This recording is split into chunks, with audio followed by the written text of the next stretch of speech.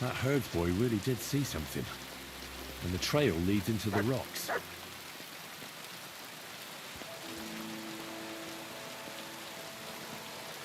Good doggy, good boy.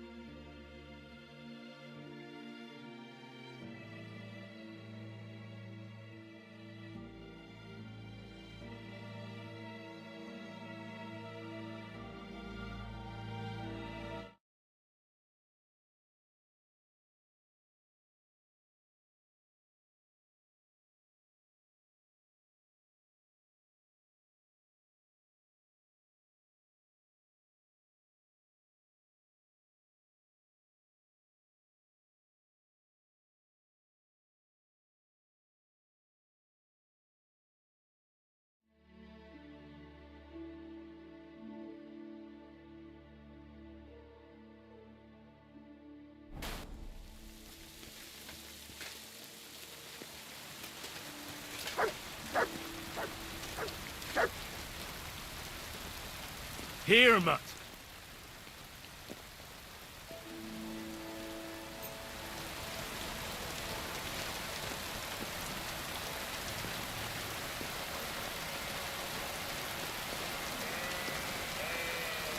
Track.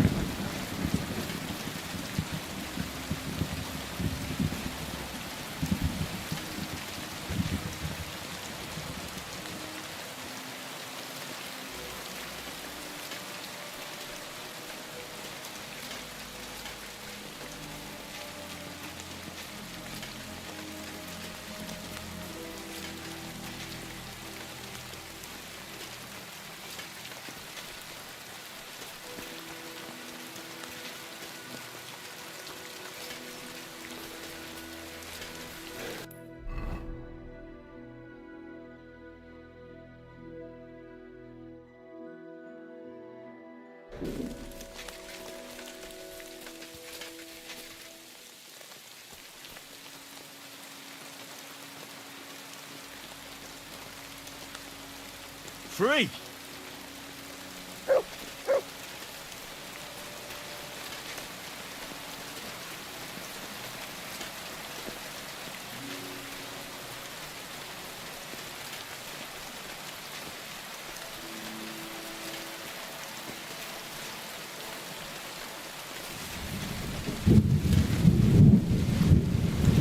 Really need to eat something.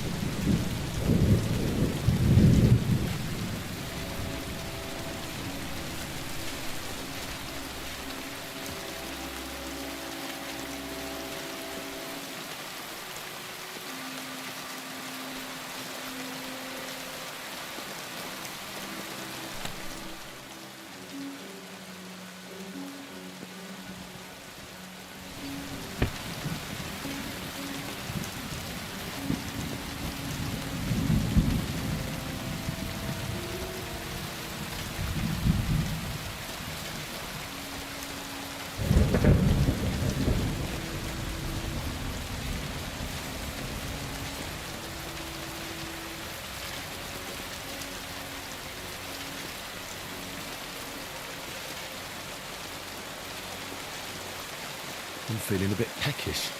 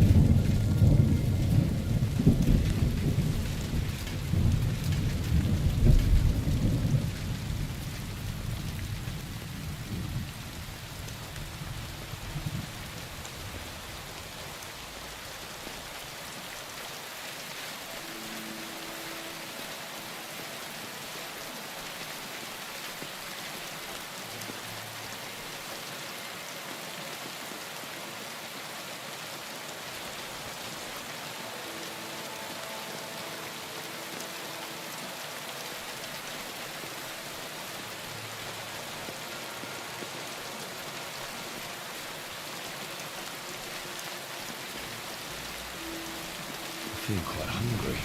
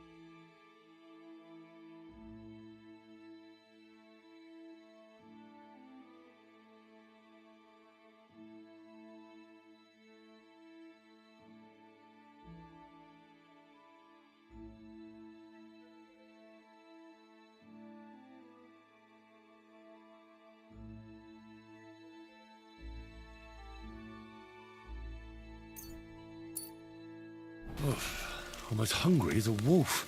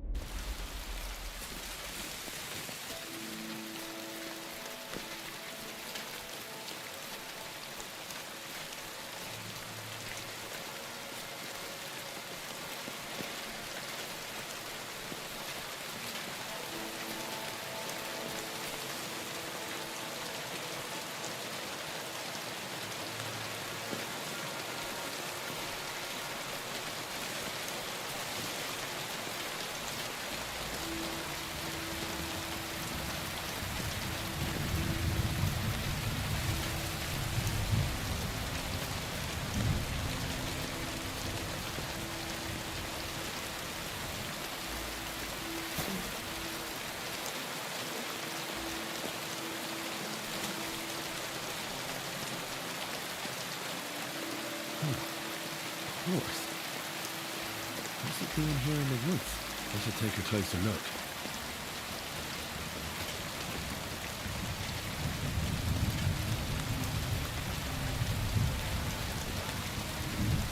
Beautiful horse. Black as charcoal. The herd boy wasn't lying. And you don't smell of brimstone.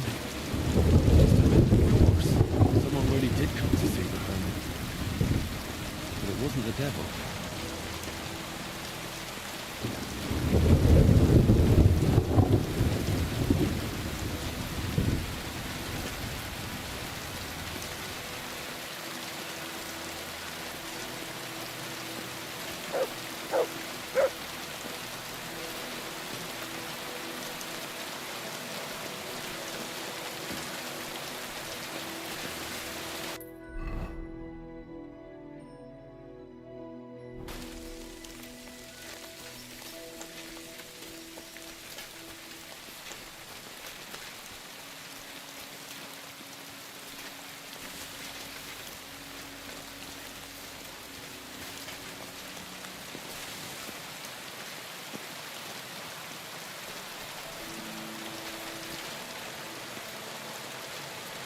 This is the place the innkeeper was talking about. The hermit lives somewhere up here.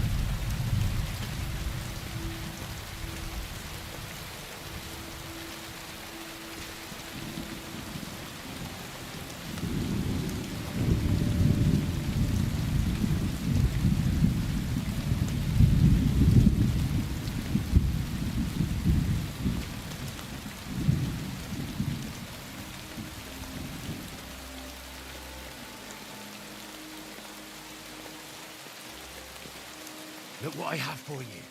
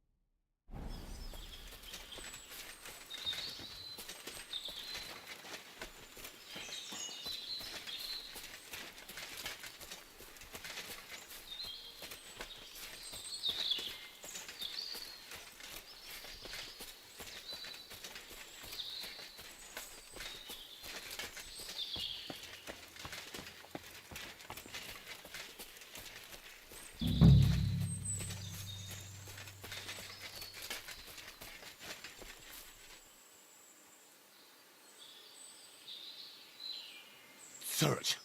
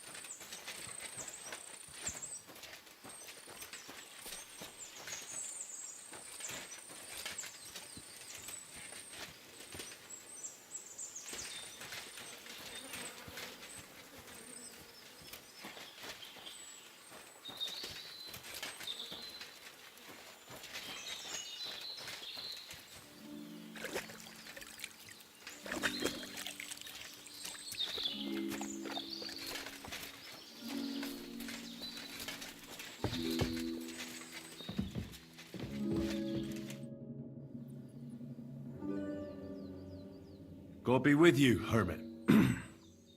I don't have time for you. Go away. Folk in the village are saying you've made a miraculous recovery.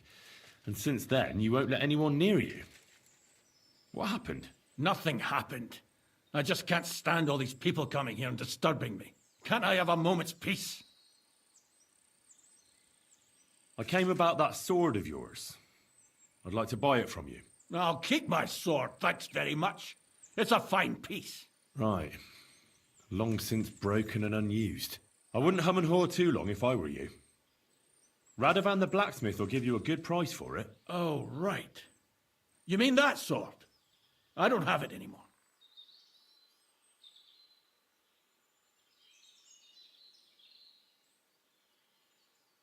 Judging by what I've heard about you, you're a bit fishy, hermit. What do you mean? Well, there's a lot of talk about you in the village. They say you've made a pact with the devil, and are summoning demons from hell. Old wives' tales. What do I care about such nonsense? Well, but supposing it isn't nonsense. Of course it is. The apparition was seen by the conciliatory cross at night. Old wives' tales. I went to take a look, and it really is askew. But it wasn't magic that Hellspawn was wielding. It was a shovel. There was a hiding place beneath the cross. And the man digging there at night didn't have time to put the cross back in the right position. By all the saints! So someone was digging there. What has that to do with me? There was a brand new cloak of the Knights of the Cross in the hiding place. It's clear that the man doing the digging hid it there. Maybe to cover up who he really is. And what he's planning. I still don't know what you want from me. What have I got to do with some cloak? The man who took things from the hiding place can't have been some chance thief. Because he left a purse full of coin there. So keep the groschen, lad, and stop pestering me. It's nothing to do with me. I found some pretty interesting documents of the Order. I don't know what you're talking about. I reckon you do, Ambrose. According to one of the documents, you were appointed Seneschal of the Knights of the Cross with the Red Star. Or are you going to tell me it was some other Ambrose? I'm not going to tell you anything. I don't know anything about any documents. A few nights ago, a herdsboy saw a black horseman ride into Apollonia. He thought it was an apparition, but I think a demon would have known the road to Apollonia and wouldn't have spun round and round at the crossroads like a top. Why are you telling me this? Because I found a black horse stabled in a pen here, in the woods below the rocks. A well-fed, healthy horse, black as charcoal. The man who rode on it wasn't an apparition, or the devil. Why are you telling me all this? For God's sake! Stop this nonsense right now. That's enough. I think there are enough fishy things going on around you for me to tell the bailiff, but you're in luck. All I'm after is that broken sword. So, come clean. You're wide of the mark. But in the end, maybe you could help me. What do you want help with, Ambrose? I'm not Ambrose. He died some time ago. I am Conrad, Knight of the Cross with the Red Star. What are you doing in the hermit's hut, then? In Prague, I got into a serious dispute. Ambrose was the only person who could help me. That's why I came to see him. I'm guessing that the diabolical horseman scaring people round these parts was you. That was not my intention, believe me.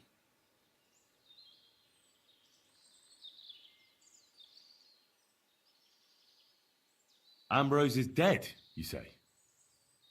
How did it happen? He was an old man. Unfortunately, he was already at death's door when I found him. And you had nothing to do with his death? Of course not. Ambrose was my friend. I'd known him for 20 years. He was a good member of the Order, and an outstanding teacher. Ambrose was a member of your order? More than a member. He was the Seneschal, second in rank only to the Grand Master. He served the Order for many years before getting into a dispute with the Prague chapter and the Inquisition. Then he had to disappear. I was the only one to know where to look for him. But I came too late. All he managed to tell me was his last wish. You scared the life out of Gerda from Troskowitz that night. What were you doing there? Ambrose had a hiding place beneath the cross where he kept things from his past. I found some documents there from the Knights of the Cross. But Ambrose clearly wasn't interested in them. So what did he send you to get? He sensed that death was coming for him. He wanted me to help settle his affairs. And he also longed to hold his old sword in his hands one last time.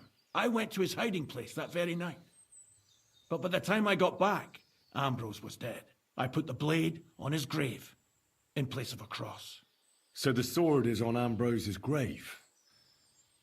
Will you tell me where I can find it? You want to disturb his rest? I just want the sword, that's all. It's no use to him now. All right. I'll tell you where his grave is if you fulfill Ambrose's last wish instead of me. I can't do it.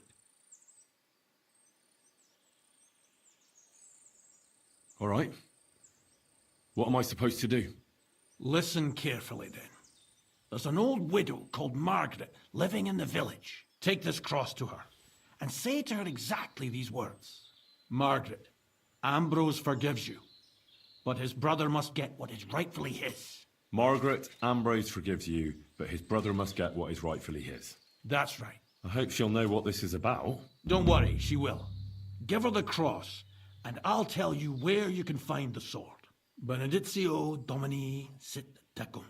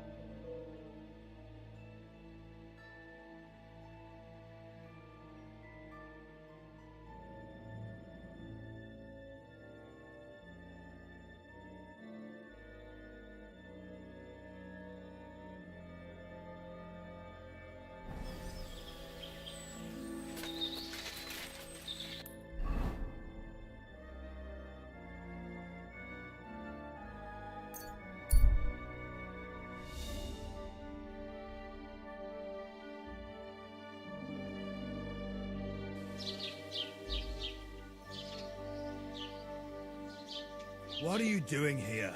It hasn't been safe around here as of late. I'm not doing anything. You're doing a great job keeping watch. You'd better believe it.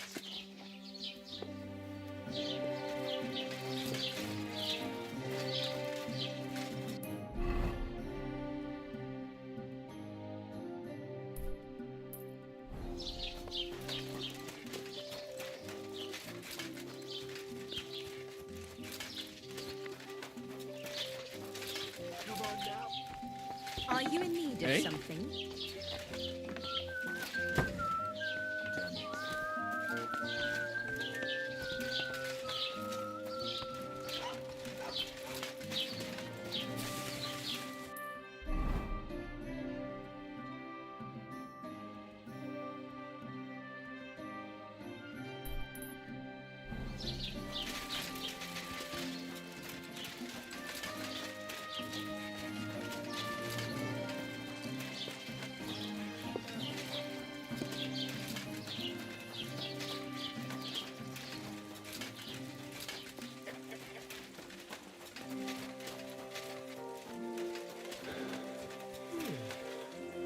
Netter Wow, lieber Hund.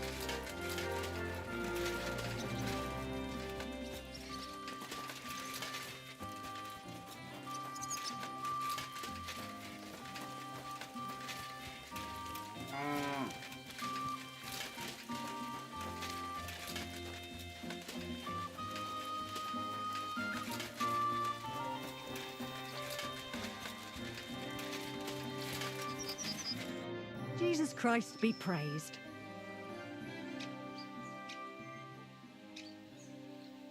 This might seem strange, but I'm supposed to give you this. A cross? Mother of God, what is the meaning of this? Margaret, Ambrose forgives you, but his brother must get what he deserves. Ambrose? The hermit? It was his wish that I give you the cross and the message. He said you'd know what it's about. Oh my God! By all that's holy, it couldn't possibly be him. All those years, I'd lost hope. I never forgave myself. I committed a mortal sin. Well, I don't know what you did. But this is supposed to be your absolution. No, there's no absolution. Not yet. You said it yourself. Not until Ambrose's brother gets what he deserves. The bones. They still lie there outside the wall. Help me. His soul must find peace. All right. I'll help you. But you'll have to tell me more. Thank you, lad, thank you. But not here. We must go to the graveyard. That's where my curse lies. Let's go then. There's no time to waste. Here it is.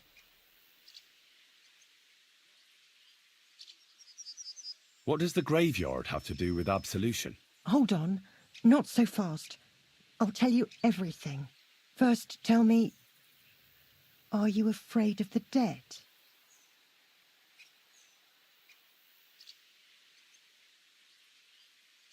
It's the living I'm more afraid of than the dead. One should fear the dead. But in the end, it's probably a good thing that you have no fear. You see, one poor soul is waiting for redemption. For years and years. Ah, I get it now. Ambrose's brother has to get what he deserves. This is about the soul of Ambrose's brother. His name was Yun. He lies outside the graveyard wall, buried without rites. He's been there for 30 years. Why doesn't he have a proper grave? Because suicides can't enter the kingdom of heaven. They have to be buried outside the walls, like the unclean. The worst thing about it is that Yun didn't kill himself. He didn't deserve such a dishonourable burial, and it's my fault. I said nothing. What happened to him? The memories are painful. We were childhood friends, and Yun loved me. Only I chose his friend Vashek over him. He couldn't get over the rejection. So he lay in wait for Vashek one evening. And Vashek killed him? It was an accident. They quarrelled. Jan drew his sword first, and Vushik had to defend himself. Apparently, they got close to the cliff edge while they were fighting, and Jan fell. When they found his body at the bottom of the cliff, people thought he'd killed himself. The only one who didn't believe it was Jan's brother. Did you see it? Were you there? No, but I believed my Vushik. He would never have lied to me. It pained him till the day he died, and he lived in fear of Jan's brother creeping up behind him one day and taking his revenge. In the end, that fear ate him up from inside. Why didn't Ambrose avenge his brother Jan's death? He must have realised that you two were involved in it. He went away to Prague and joined an order of knights. He didn't want revenge, most likely. He let us live in peace. But then he came back and became a hermit in Apollonia. It never occurred to you that it was him? No. His name was Adam before, but he changed it to Ambrose. Besides, he got old, and I don't go to the cliffs much. Ah, the conciliatory cross where they saw the apparition. That's to commemorate Jan. His brother Ambrose had it built there. And those diabolical apparitions. It's my fault for saying nothing. God is punishing me for my sins. Nonsense. God wouldn't use a diabolical apparition to scare you, would he? And what's more, Ambrose forgave you, didn't he? Only on the condition that Jan's bones will be laid to rest in consecrated ground. Help me lay him to rest in a proper grave, please. But without telling the priest and gravedigger. Isn't that sacrilege? That's the only way we can put right a terrible mistake. Jan didn't kill himself. All right. We'll give him a proper burial. Jan's soul has the right to eternal rest. Thank you. The Lord will pay you back 100-fold. There's a rose bush outside the graveyard wall. You'll find his bones beneath it. Please bury him beside my Vushik. Here, beneath the pine tree. In that way they'll be reconciled, at least in death. Then place Ambrose's cross on his grave to bless their reconciliation.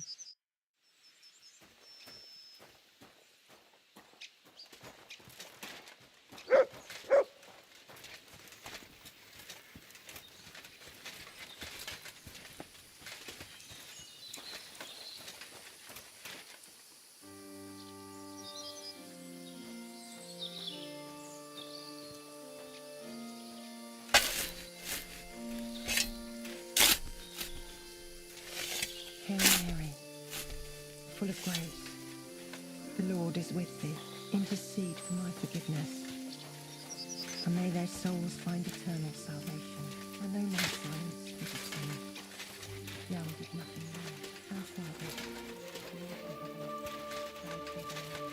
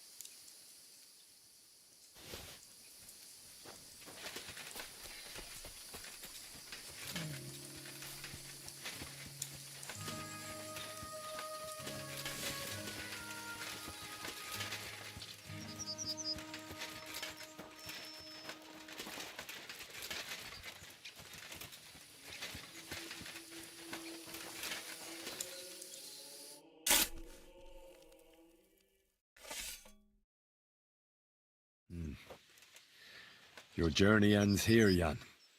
I don't know what you have on your conscience. But rest in peace. I don't know much about prayer in these situations, but Our Father, there are many sinners in this world, but in the end, we all face your judgment for what we should have done, but lacked the courage to do. So forgive me this little sacrilege. You know better than anyone that it was the right thing to do. Thy will be done, on earth as it is in heaven, and deliver us from evil. Amen.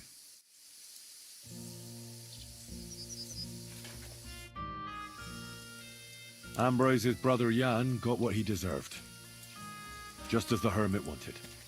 I saw that. May his soul find peace at last. And yours too, Margaret. 30 years. I thought about it every day. It's all right now. You did the right thing. Everything else is beyond the law of man. I'd like to reward you somehow. I expect you wouldn't want anyone to hear about all this, right? Well, if you... Will you keep it to yourself? All right. I'll accept the coin, and that'll be the end of it. Thank you again for your help. God be with you, Henry. Take care now. And go and wash up. You look like you could use it.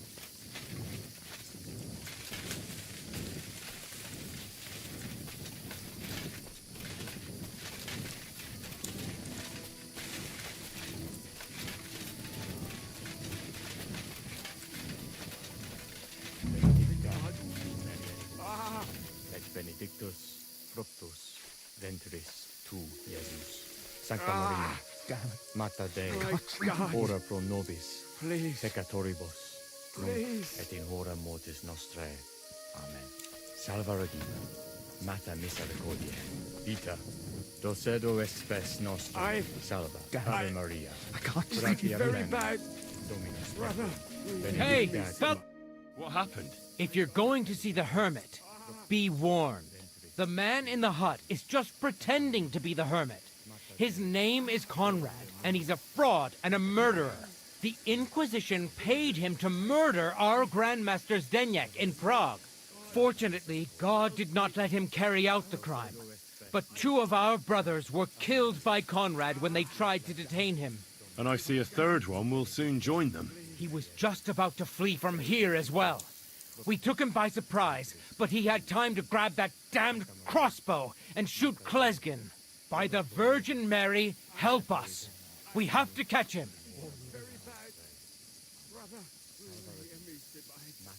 You're a knight of an order. Yes, I am Brother Arnold, a knight of the cross with the red star. And these are Brothers Sibald and Nicholas. You are too late to make the acquaintance of Brother Klesgen, I'm afraid. We take care of the sick in infirmaries throughout the land. But we can't help our brother. You have to help us, while there's still time. Did Conrad really want to flee? Yes, we stopped him at the last moment. He almost got away, but we surrounded him. Why should I get mixed up in it? I'll pay you. We just need to distract Conrad's attention, that's all. Otherwise, we won't have a chance against his crossbow in that gorge. That swine tried to deceive me. He mustn't get away. God, thank you. Try to get close unseen, and set fire to the haystack on the right-hand side of the yard. Then his crossbow will be useless, but do it quickly, before he gets away. Virgin Mary, Mother of God. Mary, Sancta Maria. Mary. Oh,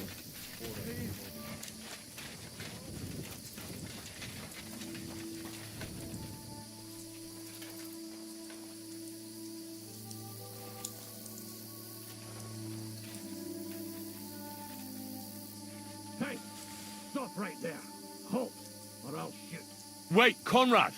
It's me, Henry! Don't move a muscle, I mean it. I don't know what's going on here. I just want to talk with you in peace. I understand, but there's no time for talk now. They sent me after you, but I'm not your enemy. I don't believe you. I don't believe anyone anymore. I don't want to kill you. Go away. I can help you. Let's talk. All right. But make it quick. And no sudden movements.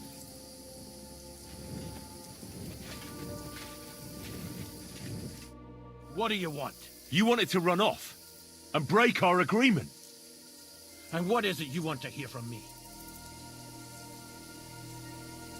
Where can I find Ambrose's broken sword? It's not far. At the edge of the meadow up there are 2 entangled birch trees. There's a grave beneath them, and the sword is on the grave.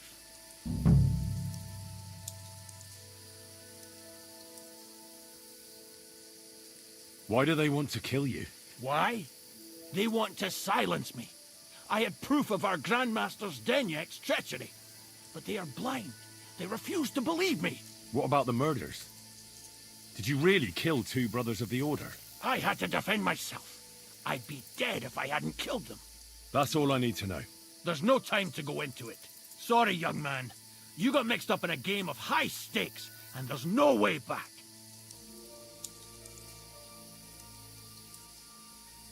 In that case, we'll play that game out together. Just let them come. Thank you, friend. Benedictio Domini sit tecum.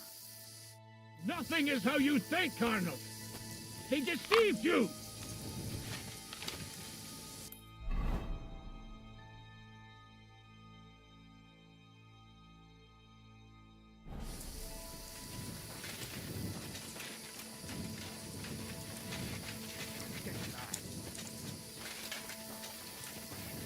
I'll kill you!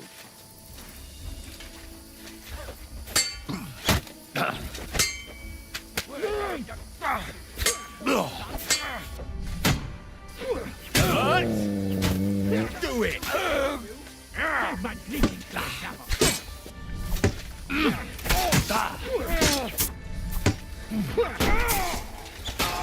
You got him! Got you, you swine! You lily-livered swine! Nice and hit! Sucker! Eh? You're no match for us, fucker! Thanks to God and the Blessed Virgin. You have a kind master, eh, Mutt?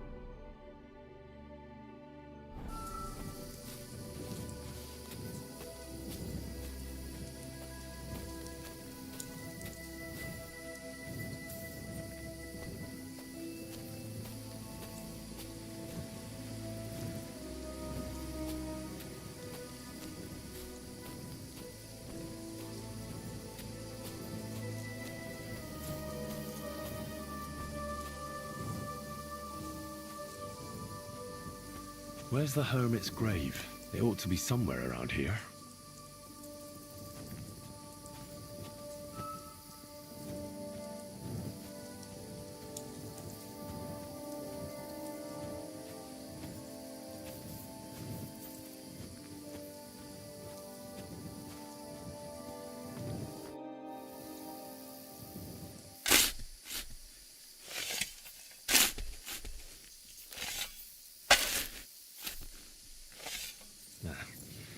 There's nothing more here. Sorry, Ambrose. Rest in peace. Now that's what I call steel. It may be broken, but there's hardly a trace of rust.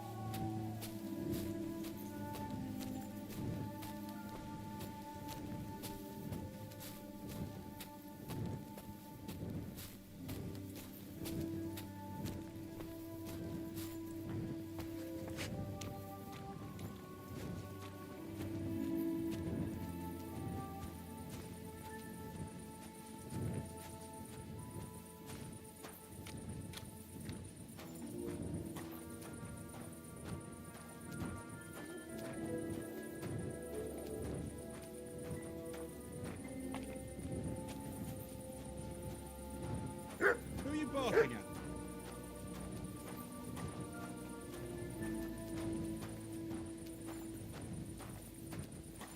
Huh? Did you lose something here in the daytime? Or what are you looking for here?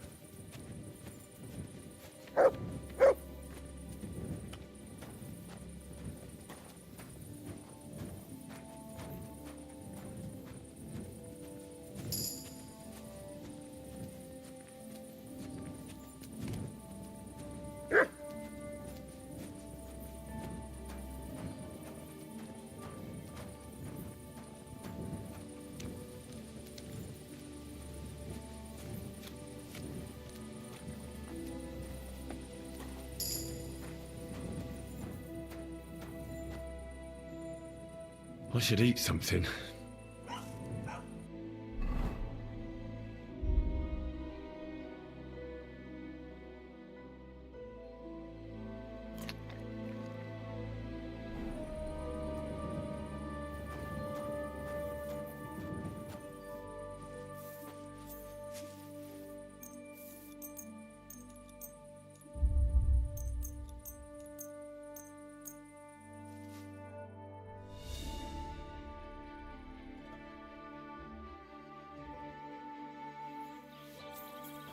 Christ, so much dust.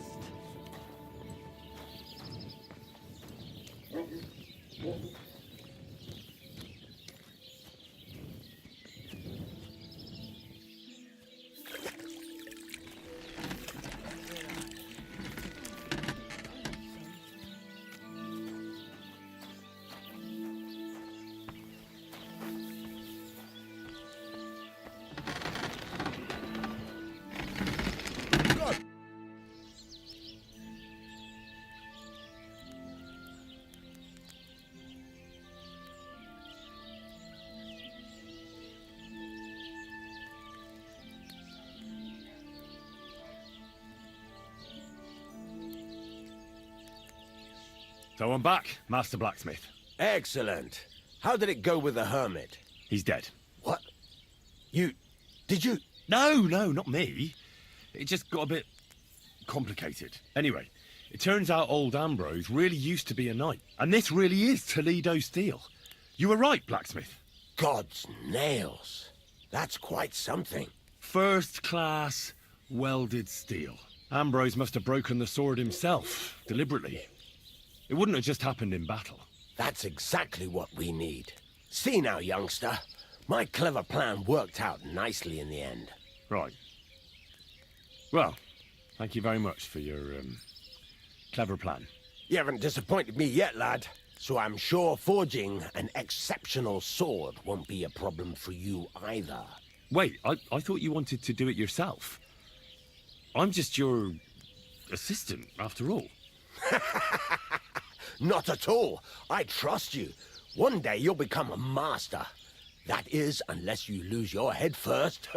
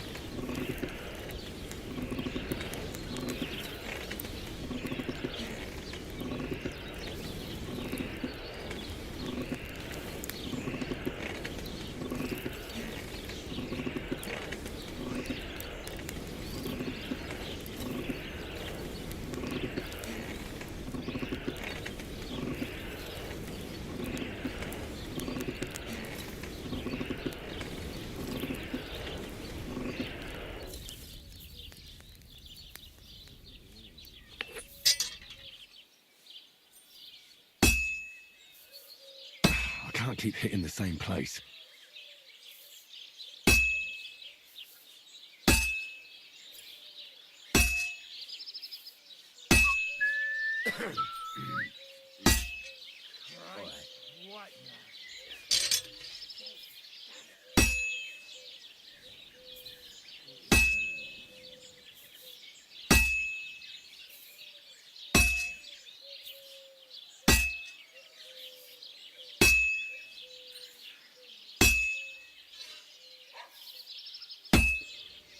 What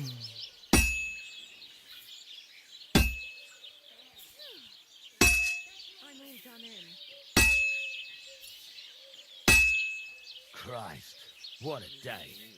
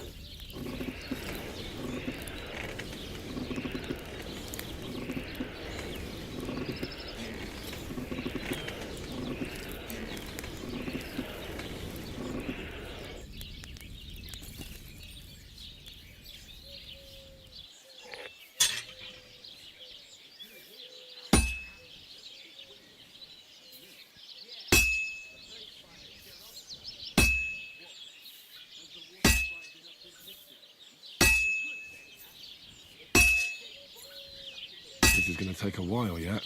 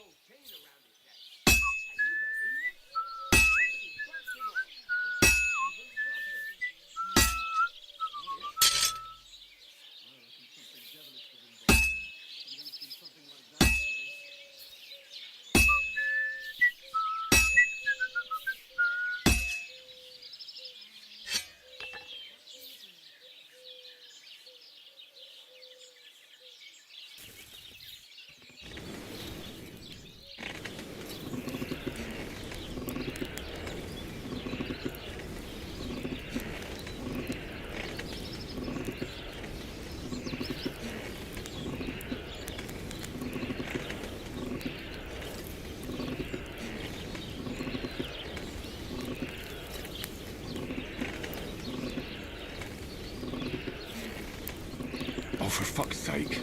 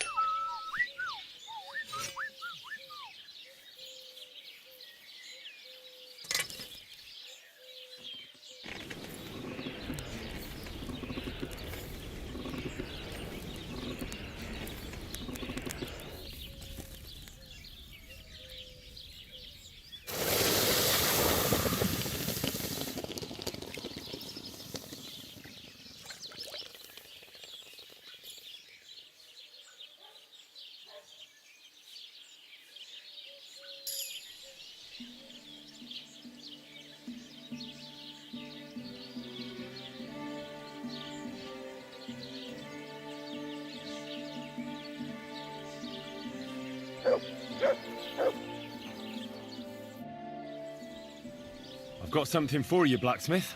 God's nails, you weren't bullshitting. I'd say it looks pretty much like a sword, eh? Looks like. This is a damned fine piece of steel. Damned fine. Thanks. I was glad to help, but now there's something I need from you. I'll pay you, of course. And if you want to do some smithing, I won't throw you out of my forge either. No, you know full well what I need. I have to get to Samin's wedding. Why is it so important for you? It'll just be a lot of people stuffing their faces. You can find that anywhere. I have my reasons, and you don't need to know them. God's nails, lad. You're full of mysteries. But whatever, that's your business. I don't mind taking you to the wedding. Nothing to it. We can set off once you're ready.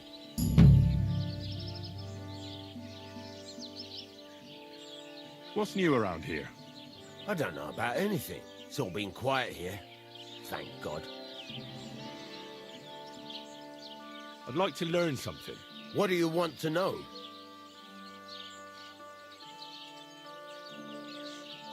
Show me what you can do with a hammer. Great. Let's get to it. Learning this trick will take some time.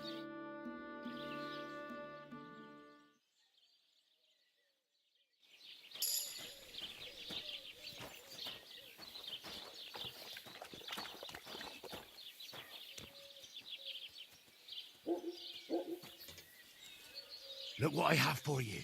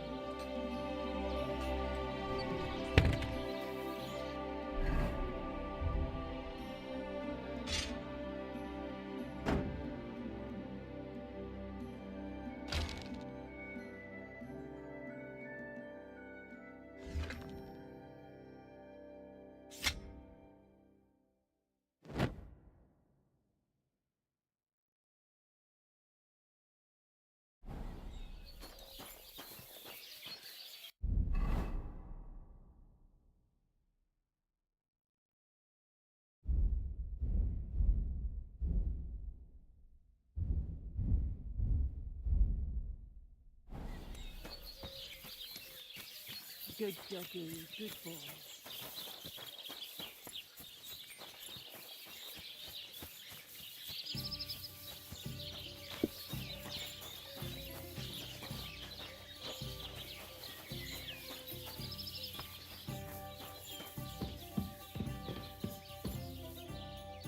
What can I do for you? What's new around here? Siegfried the herdsboy was here. He was complaining that wolves keep taking his sheep. And that's all I'd say. Sounds interesting. Thank you, innkeeper. What's new around here? Nothing new. It's quiet here, fortunately.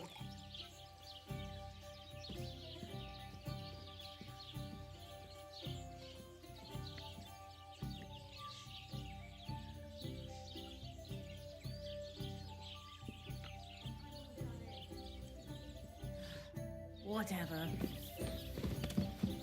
I apologize.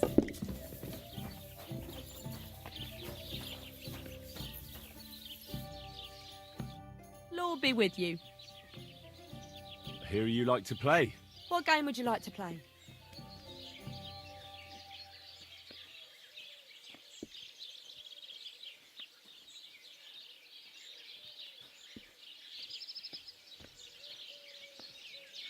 How about farmers? And do you have the badge for it? Ah, no, we don't.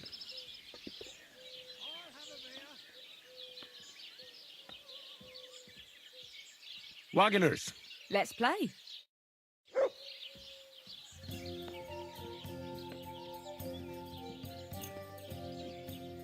I've heard about you, but you can't beat me.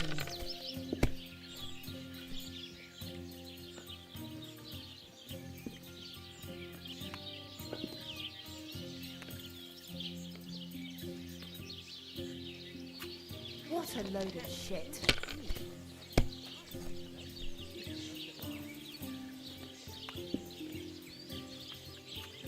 Have you lost your mind? You're going to lose everything.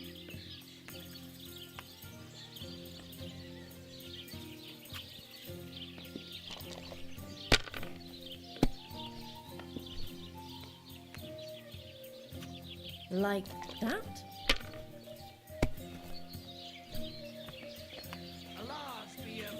Hopefully I'll do it again.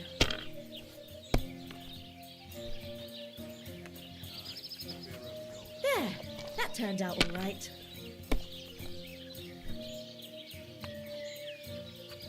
And now we'll see.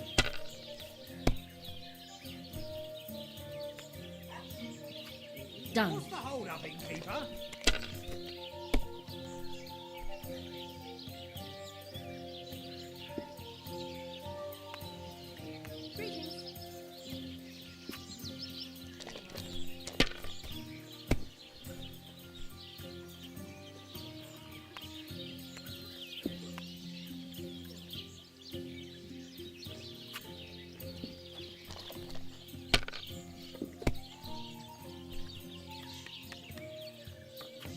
Like that?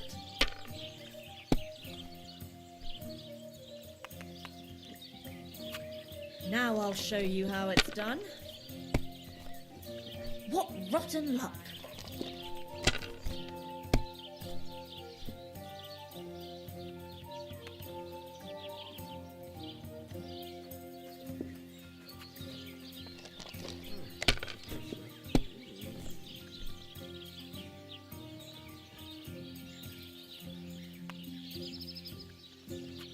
Let it be now.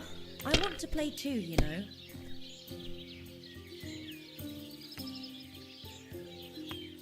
One beer.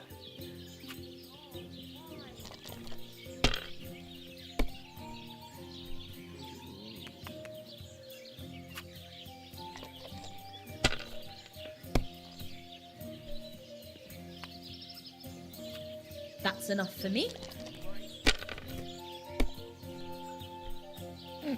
This'll be a quick game.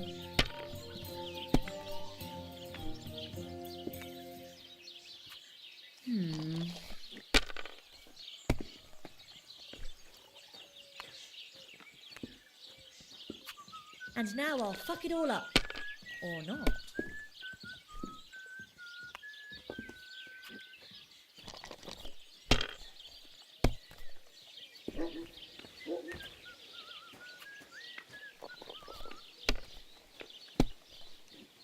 What rotten luck.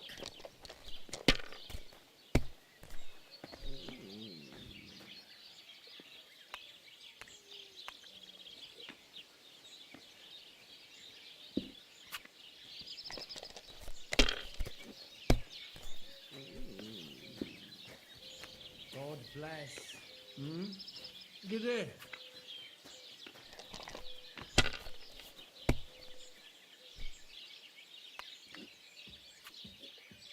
Are you gonna bake bread today? Aye, of course. Here's hoping.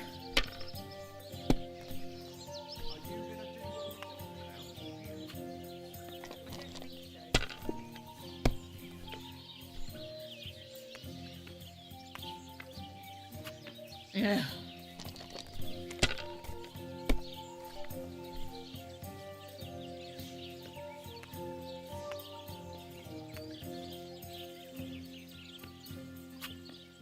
You were suspiciously lucky. I'm going to keep my eye on you.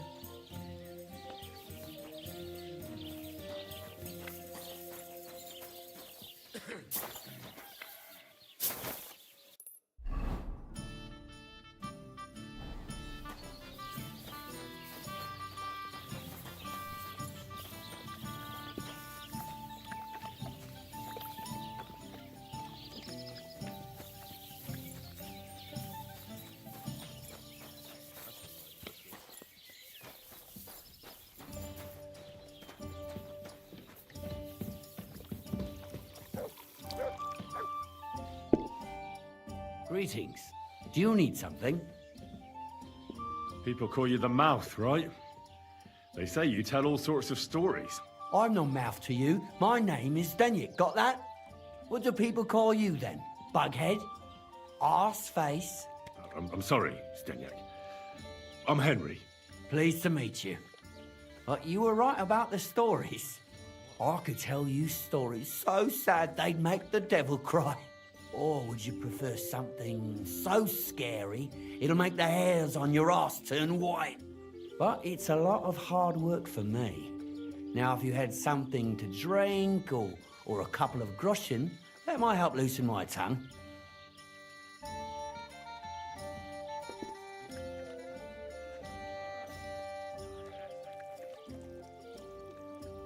To your health, my friend. Health my arse? Are you yanking my pizzle?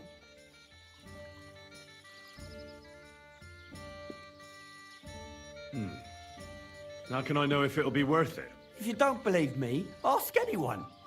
They all know me in the village, and they all know I'm good. So they all sing your praises, even if you stutter? I'll tell you what. You can listen for yourself and see what you think. Then, at the end, if you think it's worth it, you can pay me or buy me a drink. So what kind of story would you like to hear?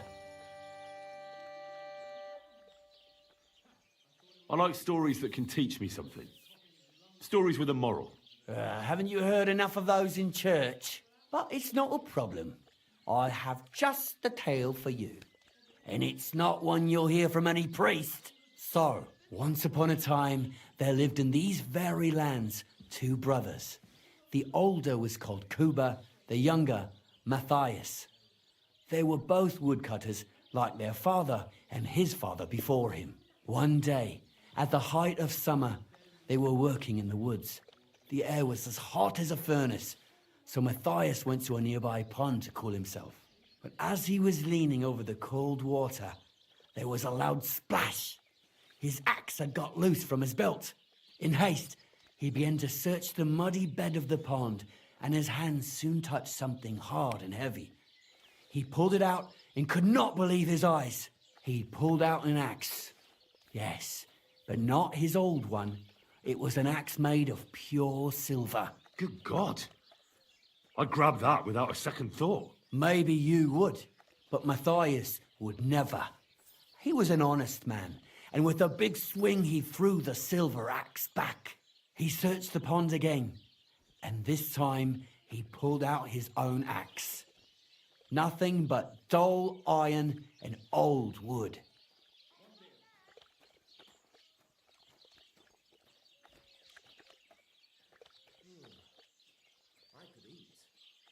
I reckon that was the right choice. Who knows who the silver axe belonged to? Well, quite. Listen on. Matthias was just about to leave when suddenly a water goblin came out of the pond, silver axe in his hands, and he said, "You're a righteous man, Matthias, and for your honesty, you may keep both axes." Matthias, not hanging around for the goblin to change his mind, took up both axes, gave us thanks, and ran to tell Kuba all about it. Kuba, however, was not best pleased with his little brother's fortune. He deeply envied Matthias for his newfound wealth, so he set out to try the same thing. He ran as fast as his legs could carry him straight to the pond, threw his own axe in, and began a pretend search for it. Yet Kuba had no luck. He pulled out the axe he'd thrown in himself, so he tried again. Tricked by sunlight, he grabbed something shiny, only to pull out his old iron axe again. Enraged, he hurled his axe back into the water and yelled, "Fuck this axe! I want a silver one." But the water goblin heard his shameful cry and was greatly upset by Kuba's greed. So, when Kuba reached down into the water for a third time, the water goblin seized his hand, pulled him down a hole to the dark depths, and drowned him.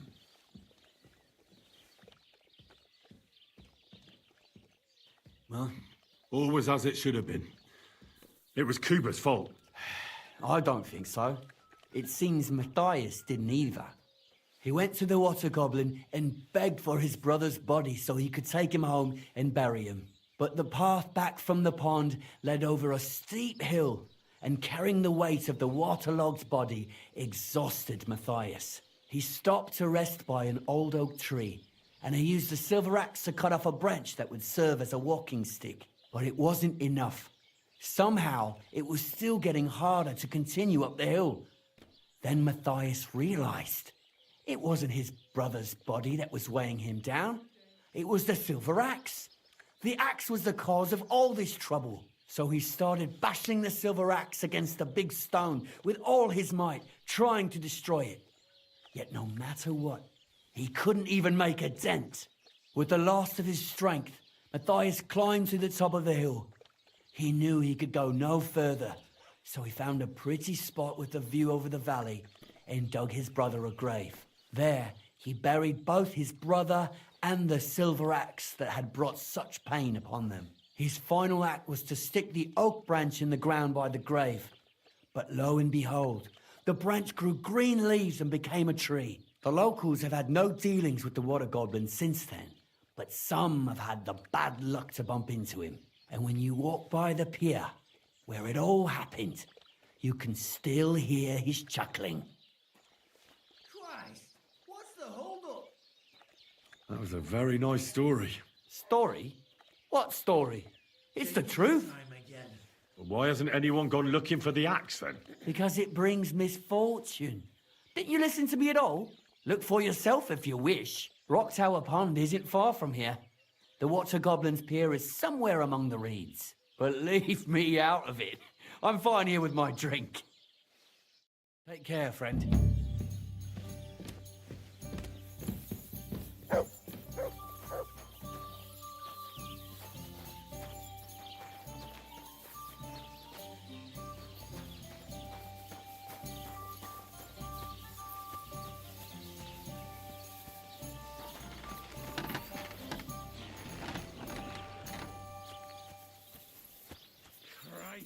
What now?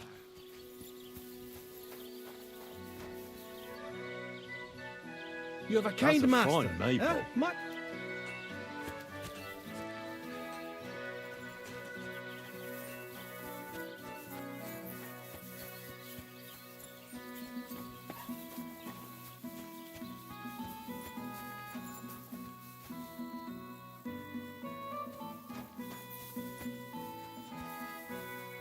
You're my doggy, eh?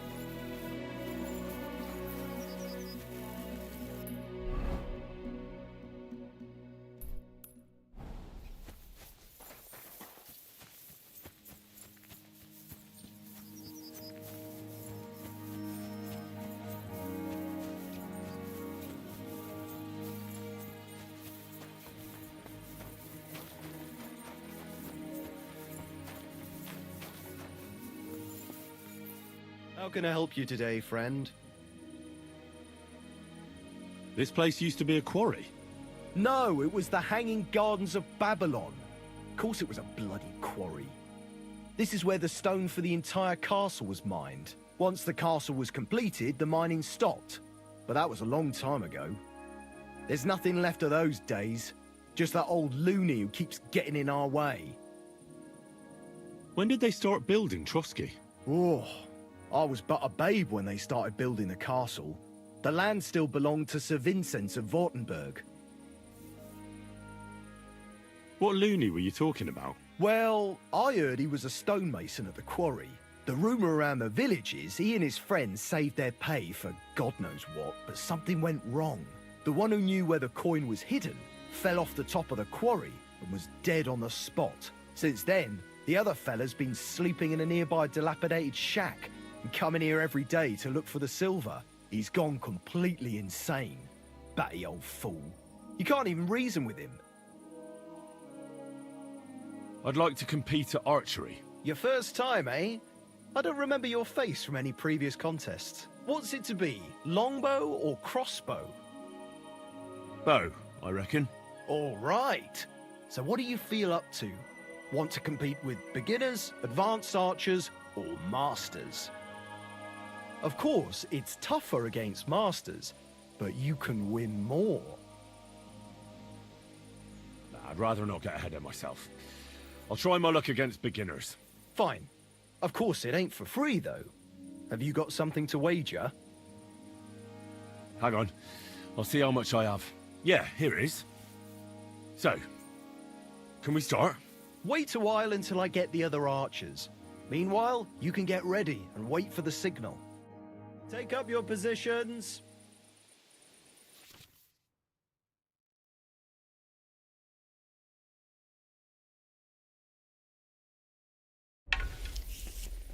Let 'em fly! I'm doing pretty well today. Yes, hit it again. Only just, but it's there. Yeah, that wasn't too bad. Well, I've done worse.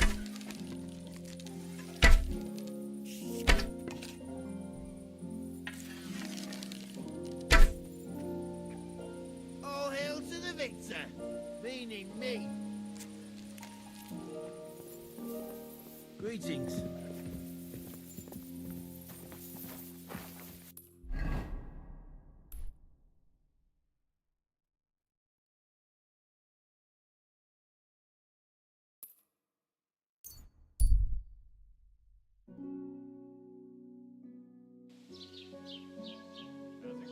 Come and see this good boy.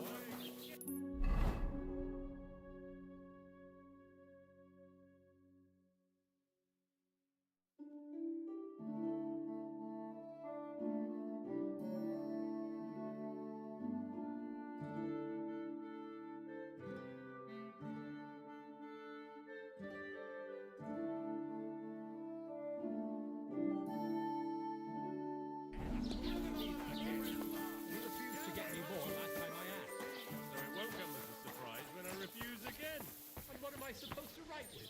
You know what? Why don't you write a complaint?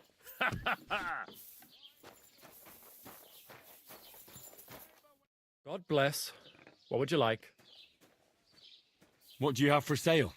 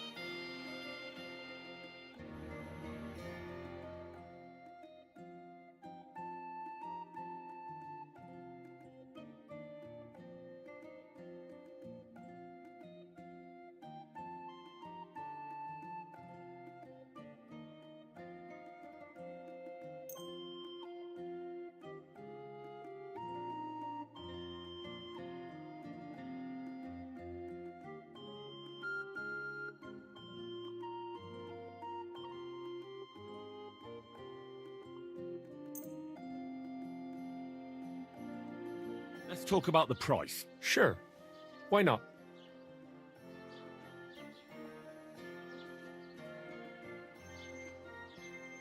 Aye, you'll convince me with that price. Pleasure doing business. Take care.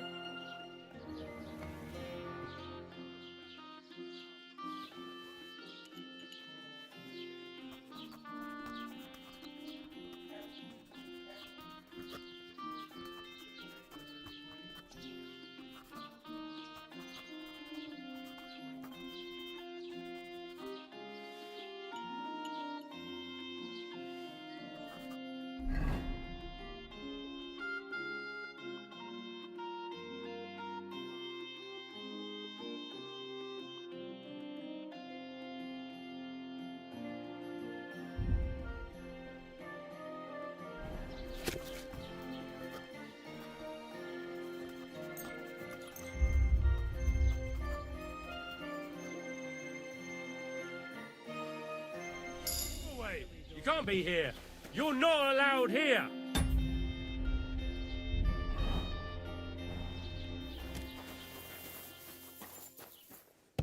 So, what will it be? Leave here now. That's it. Stand here all day. I don't care.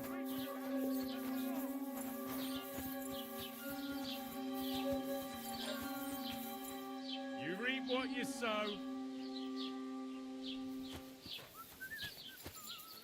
Not your day, eh?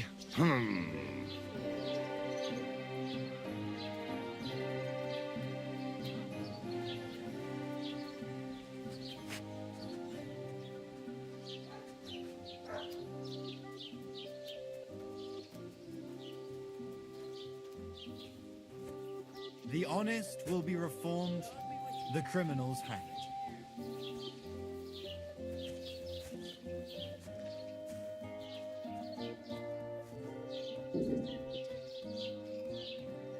Not your day, eh?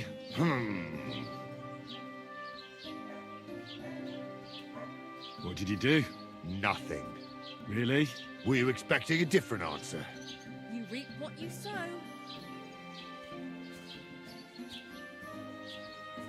What if I freed you? I'd scarper, obviously. How's it going? I expect that's not very comfortable on your back. Fuck my back. I can hardly feel it anymore. But recently some joker passed by and put a dead fish in my breeches. Greetings. Not your day, eh? The pillory for the good, the gallows for the wicked.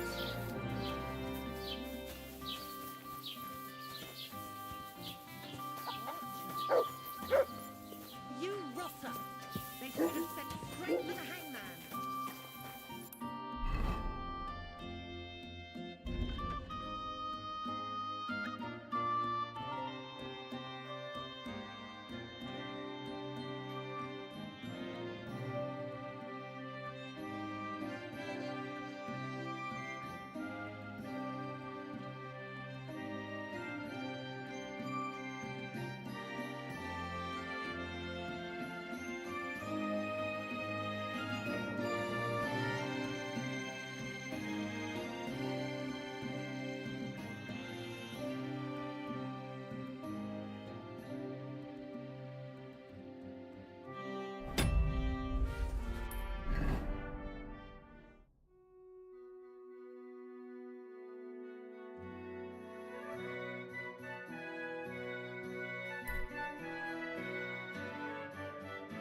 Bit longer without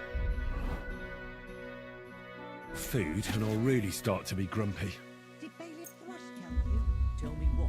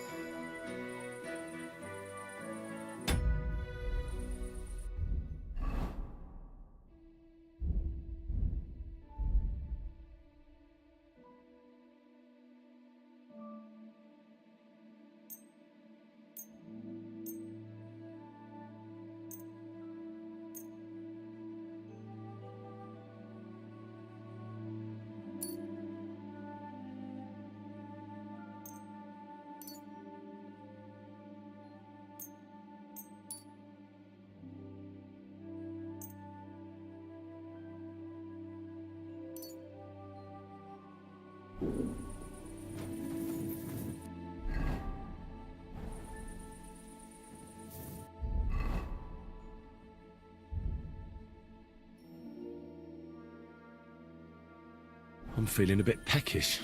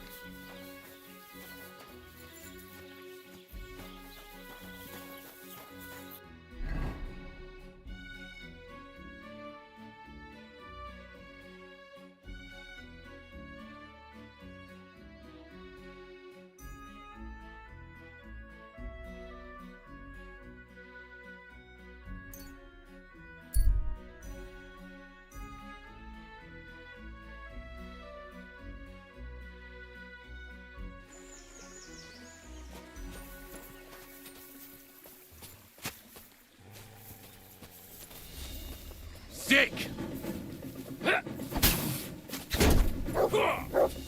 I've been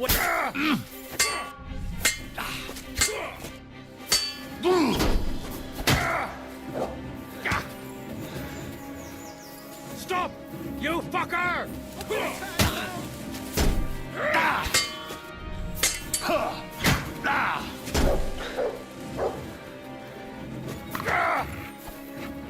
Do it!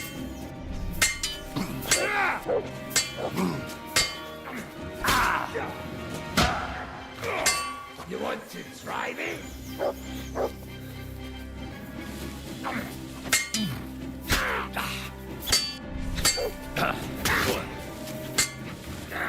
Fuck this!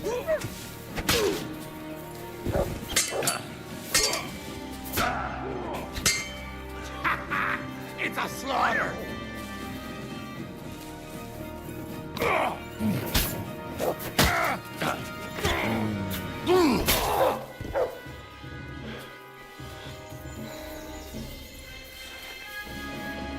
And at the dawn of the seventh day, a rider on a white steed appeared and rescued me. What did you say? What steed? Oh, nothing. I was just thanking you. If it weren't for you, I'd have given up the ghost. Ah, don't mention it. I was glad to help. So valiant and yet so modest. You are definitely worthy. Worthy of what? The rare opportunity I'm about to offer you. I purvey wares from the most mysterious ends of the earth. The water of life, a magical cudgel, a stone that turns anything into gold, and all sorts of other wonders. All this could be yours, and for you, my hero, at a bargain price.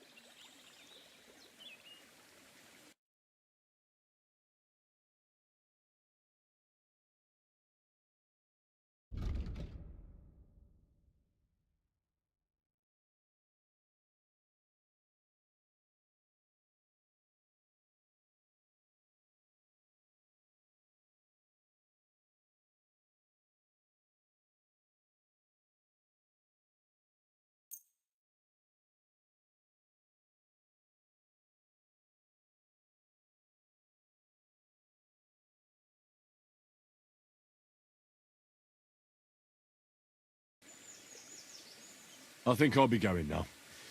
You take care.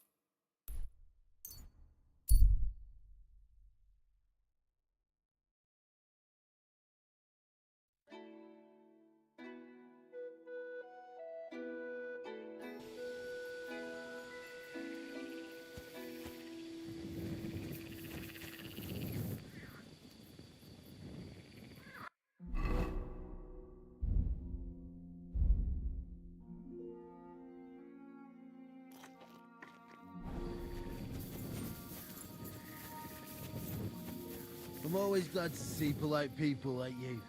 God be with you. Cheers. I hope you have an uneventful shift.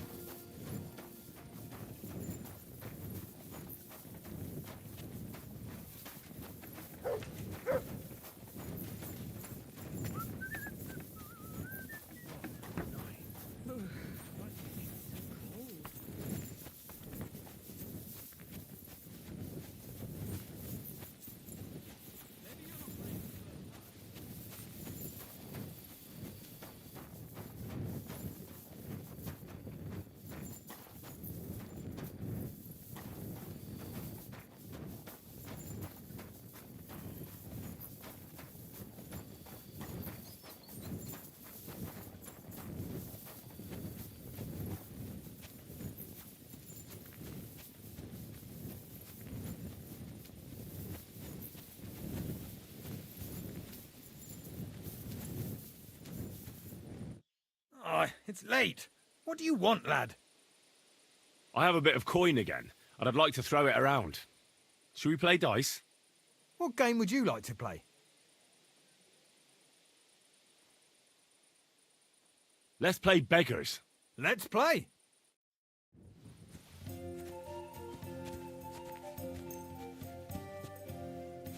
I'm seriously curious about you, lad.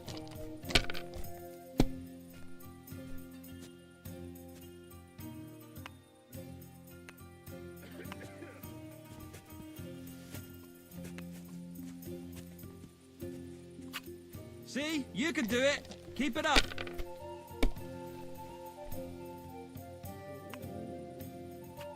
These ones here.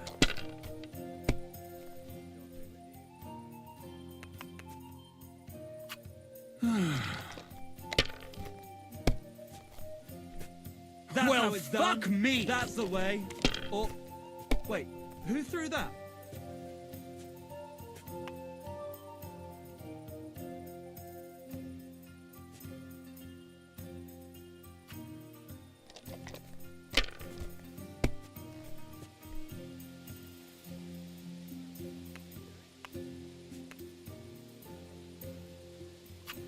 Even a fool gets lucky sometimes.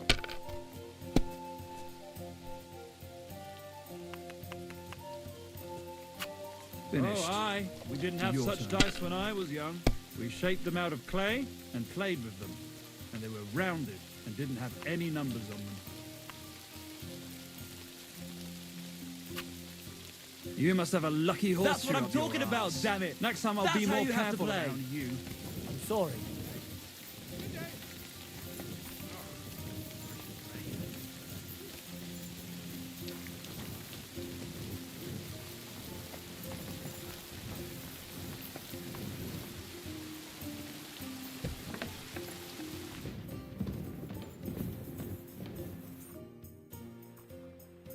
Captain, what'll happen with that robber baron from Apollonia now that we've captured him? You mean Jules? He'll stay with us. Lord Samine has already taken him on. Why did he take on a bandit? I have to admit he's a skillful swordsman, but he's still just a common bandit. Not so common. They say he's of noble birth, so Lord Samine didn't have much choice. Do you think you can trust him? Don't worry. If Jules doesn't prove himself, Lord Samine won't trust him. Such a good swordsman could prove to be quite handy. True. If he proves himself, that is.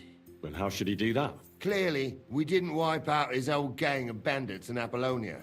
So he's got to catch the rest of his people that are still on the rampage. How did Jules end up? He's a noble, so Lord Samine took him into his service. What? Why would he do that? After Jules tried to rob him? That's the nobility and their rules for you.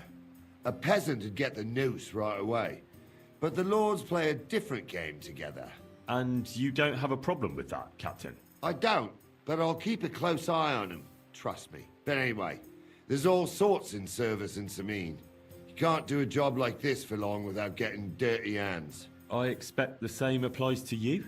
My hands might be dirty, but my conscience is clean. There's some folk might tell you a different story, but that's how it goes. What happened with that hired hand? Francie?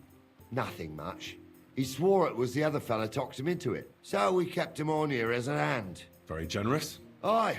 The best thing for a wayward fellow like that is hard work. I think I've heard all I need to know.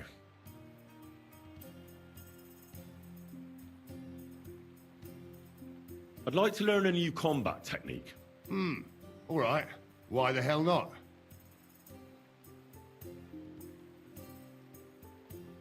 As long in the tooth as I am, I can tell you most men who pick up a sword know little or nothing of it.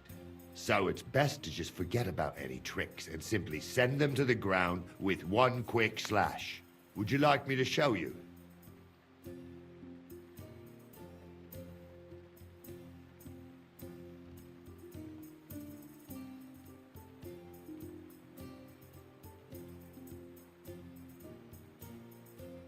I'd like to learn something. There's no time for it now. Come back later.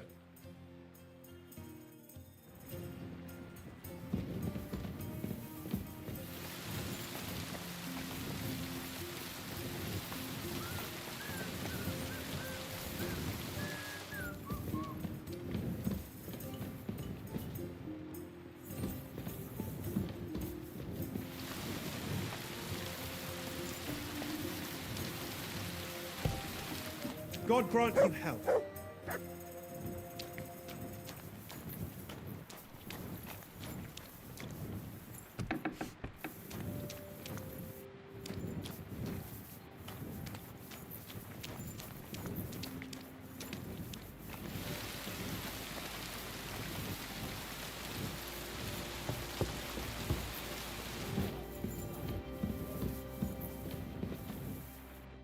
Lord be with you.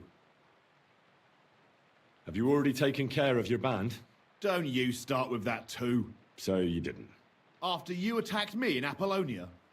I'm so battered I can hardly wipe my own arse. Old man Samine will just have to be a bit more patient.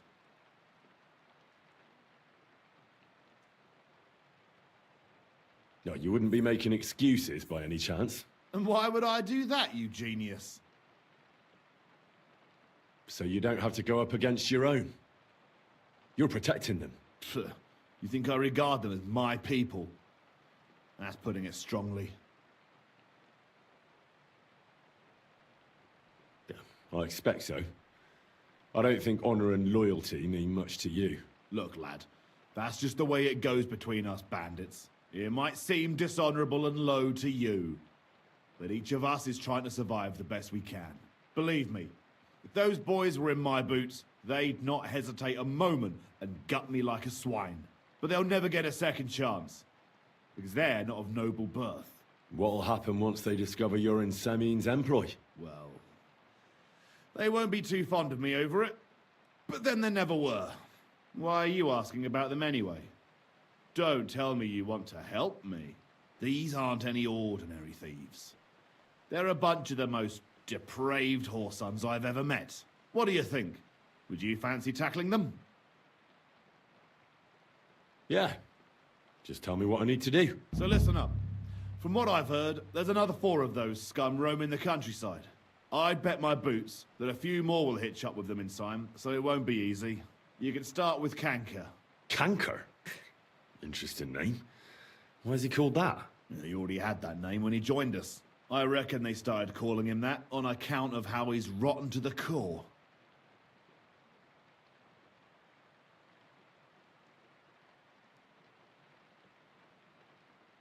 Where can I find him? I don't know. I only know that he and his band were ambushing travelers on the road from Troskovitz to the Nabarkov mill. So how do you want to find him then? Easy. I'd wait for him to find me. With a little luck, he'll ambush you in one of those places too. Or one of his people will.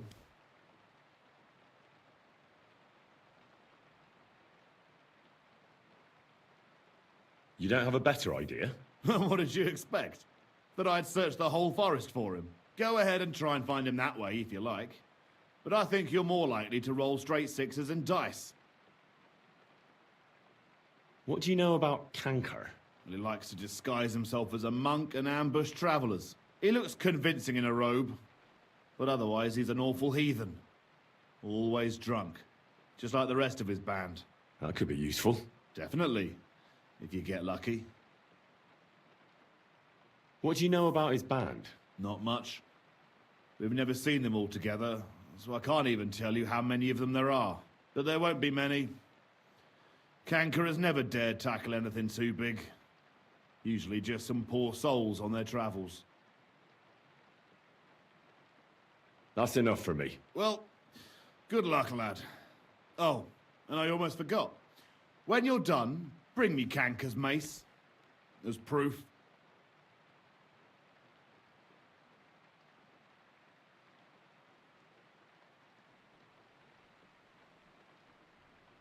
Why? You don't trust me? Why should I?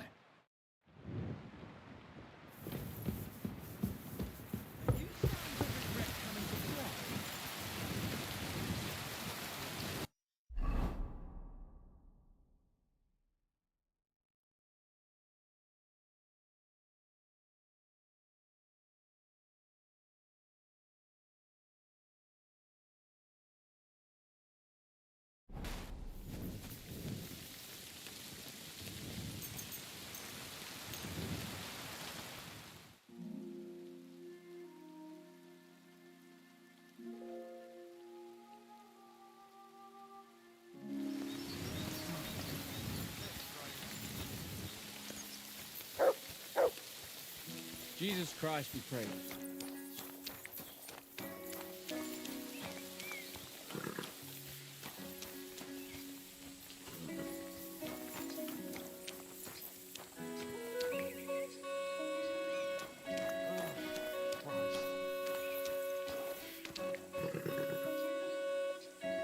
Wait, that's my Pebbles. My girl. Pissing down again. I thought they killed you down by that pond.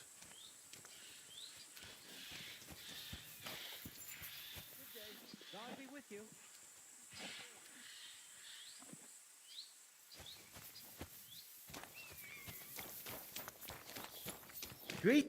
Greetings. Do you need something? That grey horse you have grazing here is mine.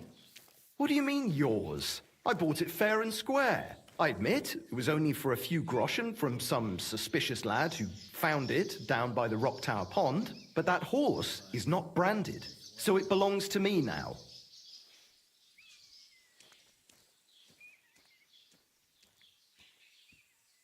She's my horse. I rode in on her from Ratai, in the retinue that was attacked down by the pond. Right. You happen to need a new horse, and this one just happens to be the one you already own. Does it have your brand? It does not. So you are out of luck. Who sold her to you? I told you already. Some young lad. He wasn't from here. What did he look like? Where'd he go? You're a bit hasty, eh? He had black hair and a big beard. And he looked like he'd been sleeping in the woods. And his breath smelled like hell. But I couldn't tell you where he was headed.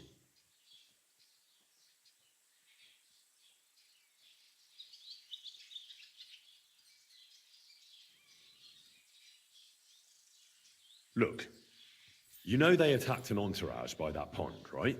I heard about it. That news spread through the land like wildfire. And the one who sold it to you told you he found it by the pond, right? Well, he did, aye. So it's not entirely impossible she belonged to me. Maybe not impossible, but I paid for her. Aye, but just a few groschen. You said so yourself. Wouldn't you rather be in the good graces of someone who might have been part of that expedition? Maybe so. All right, I'll give her to you. But you owe me one. Go and get her then. If she remembers you, she might even come when you whistle for her.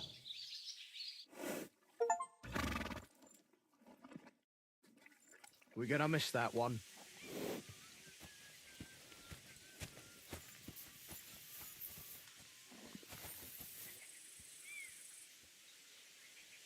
God be with you. Greetings.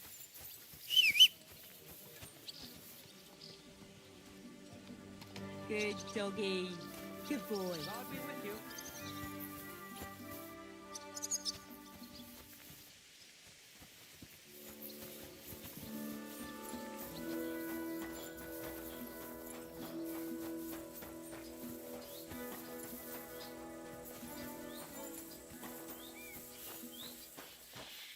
Good day to you. What would you like?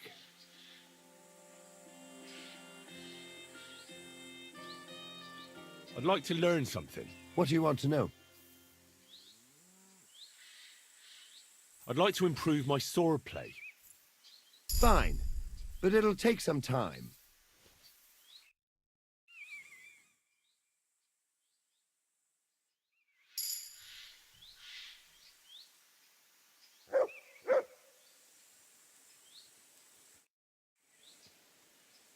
I'd like to learn something. What are you interested in?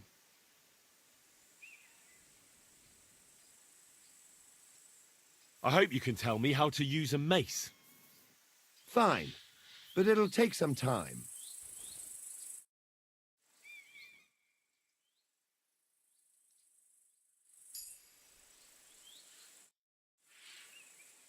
I'd like to learn something. What are you interested in? Tell me how to fight better with a halberd. Fine, but it'll take some time.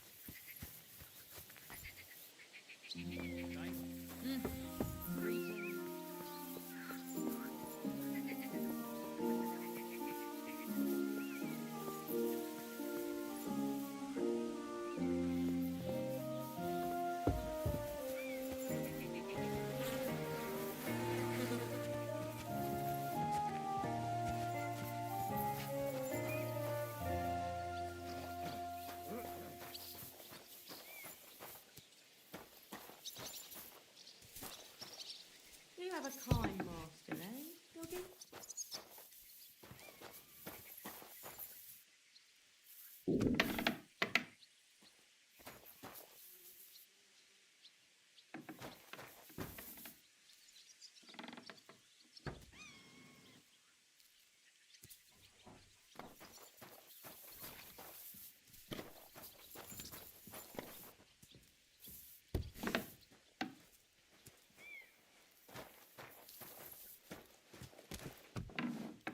Christ, pardon me. Greetings to you two. Greetings to you.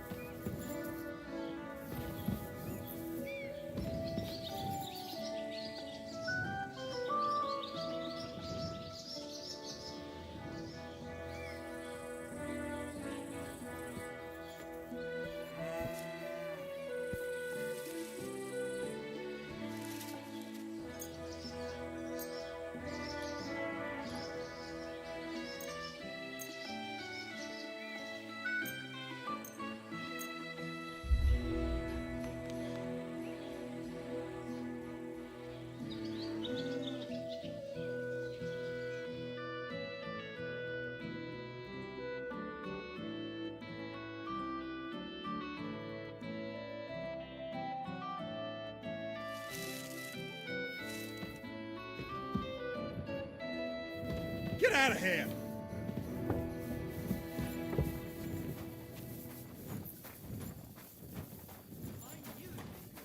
I said as much.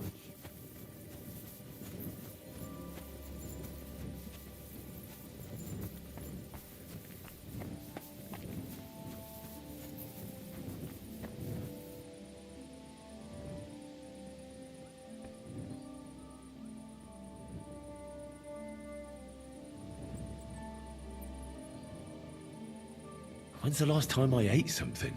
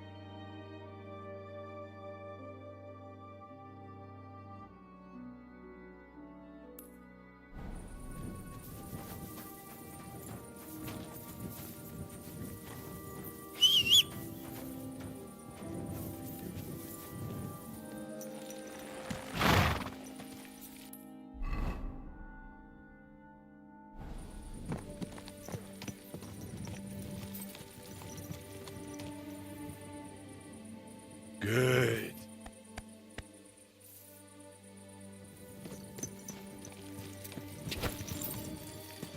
Slowly. Nice and slow. Go!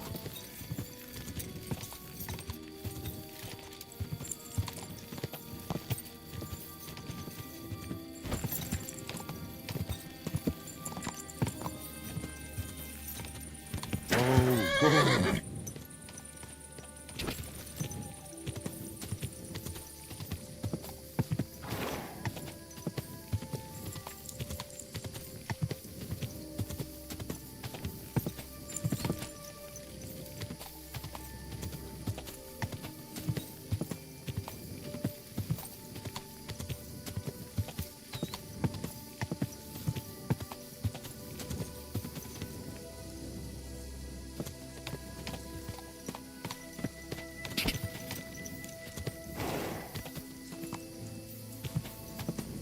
Go!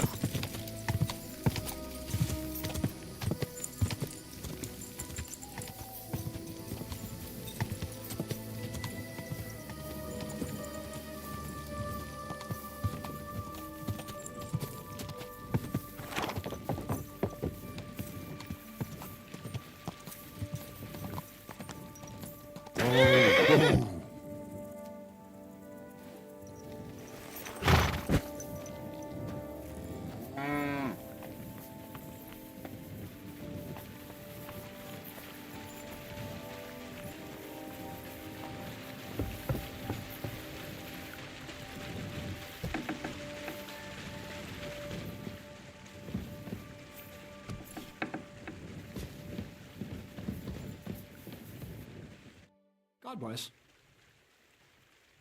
I heard at the Troskovitz Tavern that you might have a job offer. Well, you don't look lame. I reckon I could find some work for you. I also heard you're invited to that big wedding coming up. That's no business of yours at the moment. All right. So what kind of work do you have for me? You'll be carrying sacks of flour.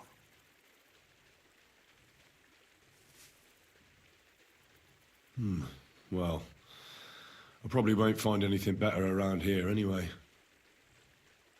The sacks are in the barn, and the wagon is in front of it. I'll give you a groschen for every half dozen you carry.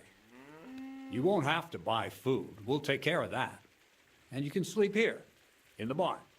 But not on the sacks of flour. You understand? Or I'll tan your hide. Climb up to the loft with the others. Oh, fuck me. Careful what you wish for. Go on, get to work.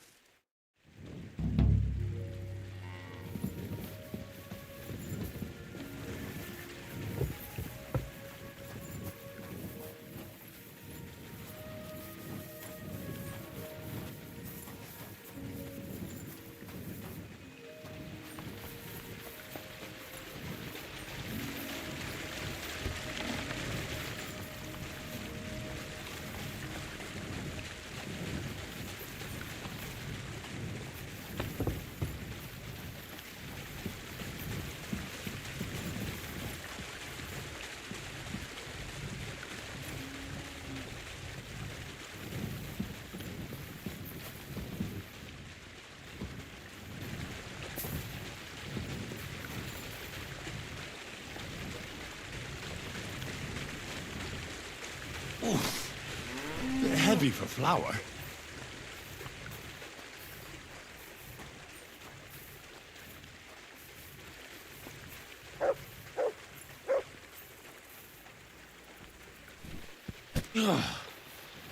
What the hell is in this thing?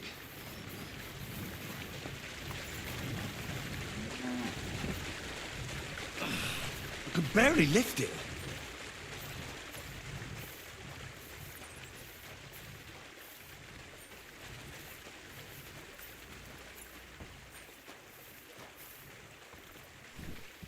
I'm sweating like a pig.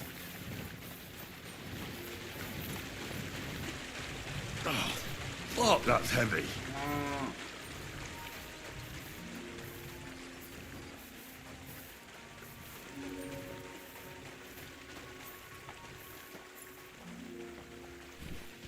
Ah, fucking hell. Oh, what a slug.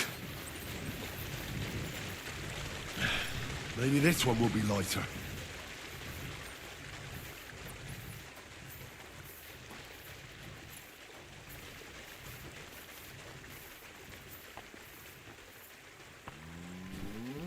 Oh, I'm sweating like a pig.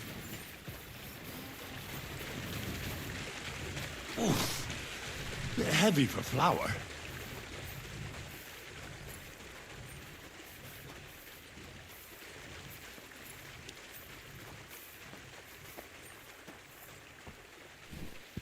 Ah, fucking hell. Oh, what a slug.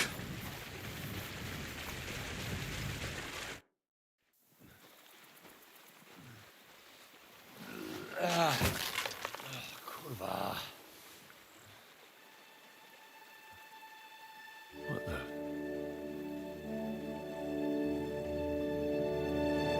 you got it done.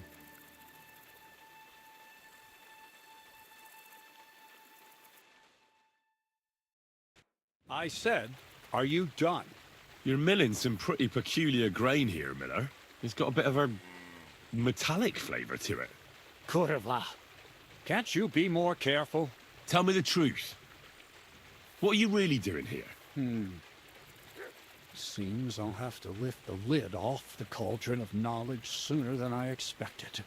You think you're ready? Yes. I'm attempting to convert matter into a truly miraculous energy. What? I understand. It seems impossible. I'm sure you're asking yourself what that has to do with the metal in the sacks. But we're only just scratching the surface. You see, for my experiment, I'll need something sinfully earthy. Something we'll have to appropriate. And that's something you can help me with, my curious apprentice. I'll help you. That's the right attitude. Now listen up. In Troskovitz, next to the tavern, there's a rat house. And in that rat house, there's a chest. And in that chest is a document I need. One that used to be mine. But due to an unfortunate twist of fate, ended up there. It's called The Offer of Hermes Trismegistos. It's written right on it. Can you read? At least a little? I can read. But I reckon that's the catch, isn't it? The catch is, the chest is under lock and key, and most likely well guarded. Of course it is. And then you'll get me into Semin's wedding? Aye. If you help me, I'll find a way to get you there. Miller's honor. Where exactly should I look for this document? I doubt they've only got one chest in the Troskovitz rat house. I can't help you there, but my hand Zinnik might know more. He had the document on him, but then the bloody fool got caught because of something else, and they took it from him. I'm pretty sure he's still on display in the stocks on the square. Just remember, lad, if you get caught like he did, the guards will turn out your pockets, and it will be pretty hard to explain what a tramp like you is doing with a document he can't even read.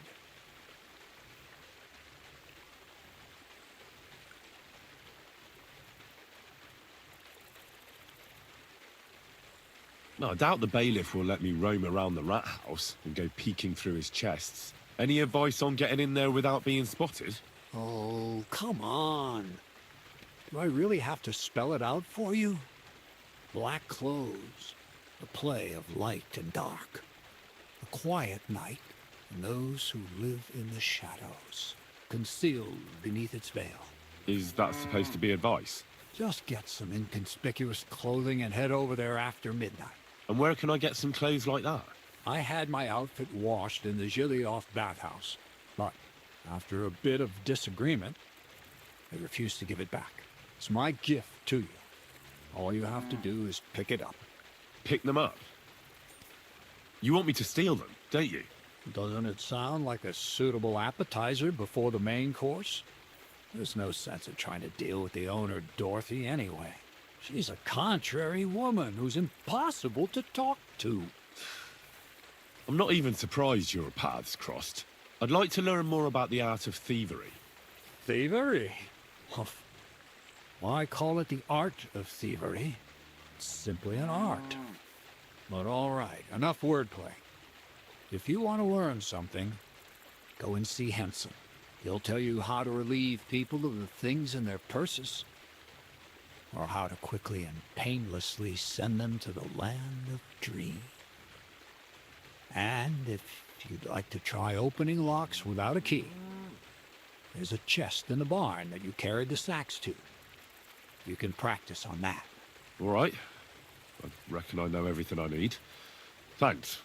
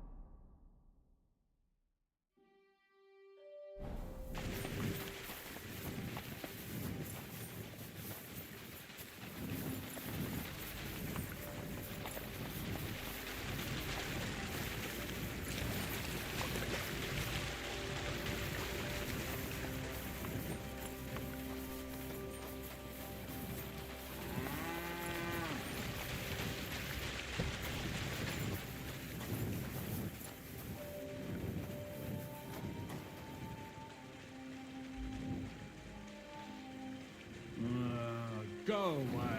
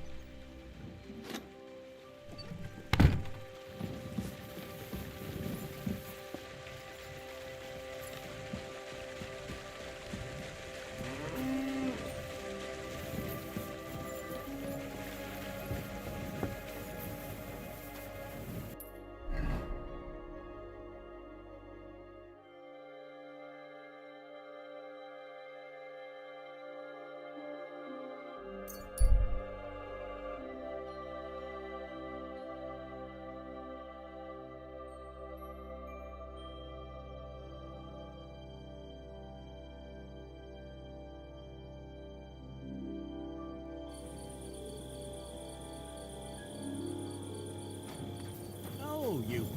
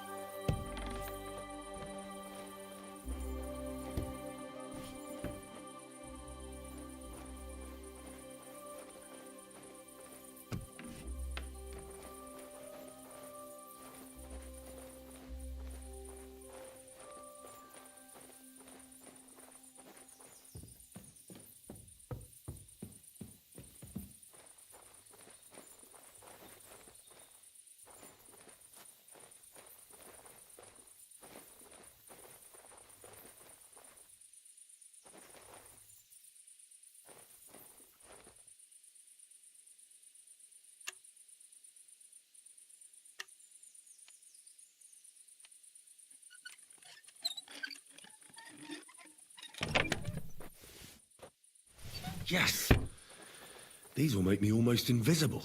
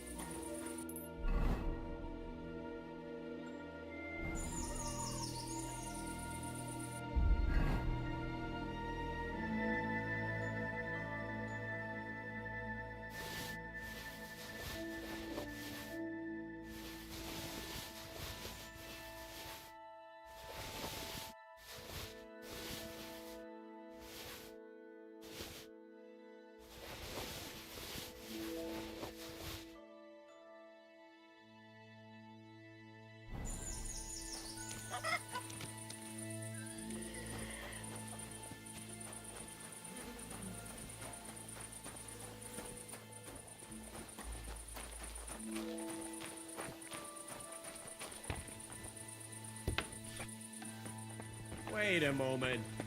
That thing you're wearing doesn't belong to you. It's ours. Arrest him. Guard.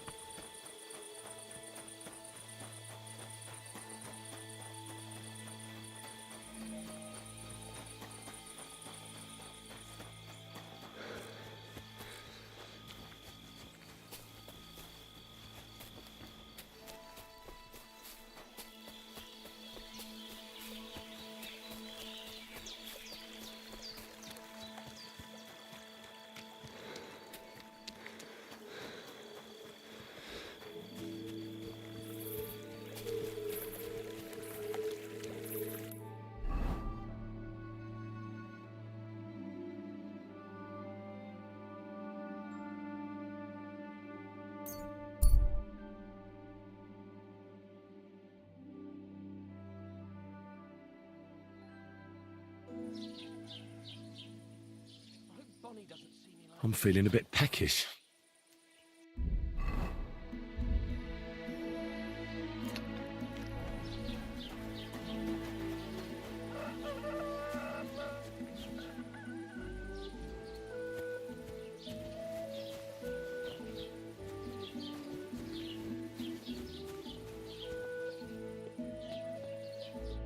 Are you Zinnek? Yeah, look, mate, I really need to piss. Can you let me out of here?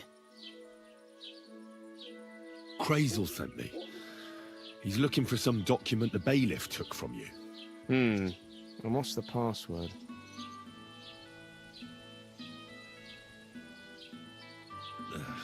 Mill wheel? I'm just shaking your pizzle. You should have seen your face. They caught me at night when I was robbing a merchant, and then they make any distinction between what I stole and what I already had on me. They took everything, including that document, and locked it all away in the chest of stolen things in the rat house jail. You could get into the jail from the courtyard behind the rat house. It's right under the guardhouse. Or you could get there from behind the tavern alongside the fence. As soon as you find the stairs leading down, you'll know you're in the right place. Well, who's got the key to it? Well, actually, I had it, but when the guards shook me down, I must have dropped it. It was in the chamber, next to the one with the chest. They've got a pretty soft bed in there, I tell you. The key probably fell under it. Is that the only key? No, of course not. Every guard in Troskovitz has one. Best to rob one of them who's slacking off or having a nap. Look, mate, do you actually know how to pickpocket? Well, I'm still learning, so I could use some advice. You're in luck. You're speaking to a master. Of course, I am in the stocks just now, but that was just rotten luck. There ain't much I can teach you like this, is there? Better go and see Crazel. Take care, friend.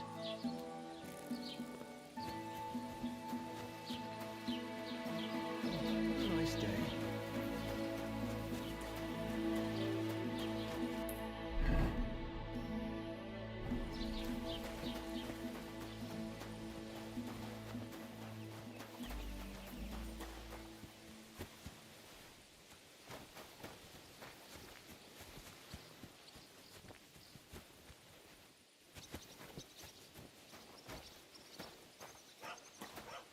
Good day to you, friend. Greetings to you, friend.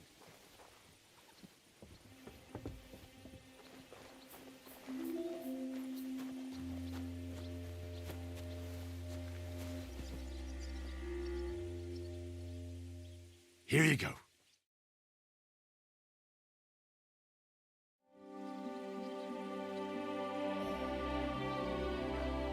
Track.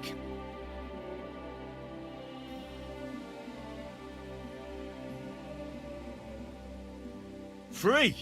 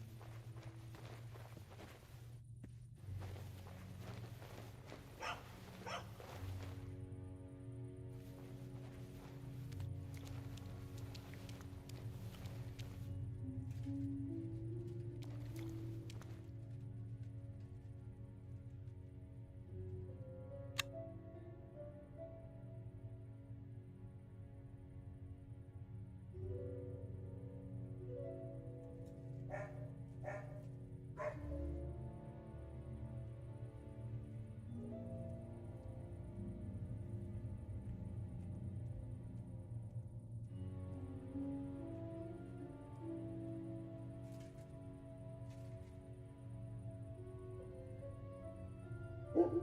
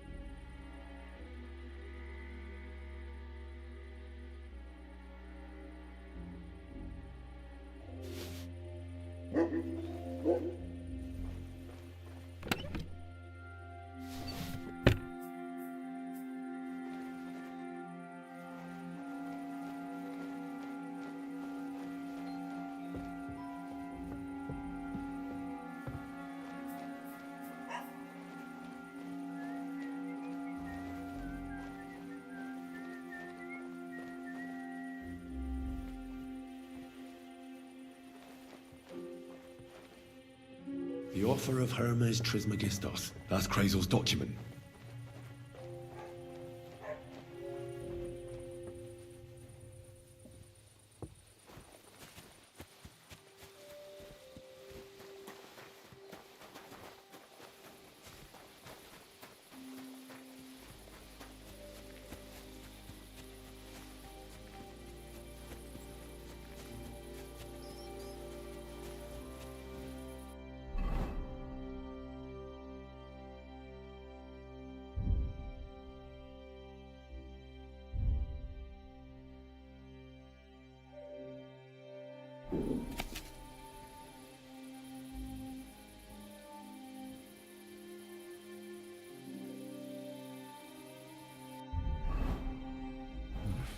A bit longer without food, and I'll really start to be grumpy.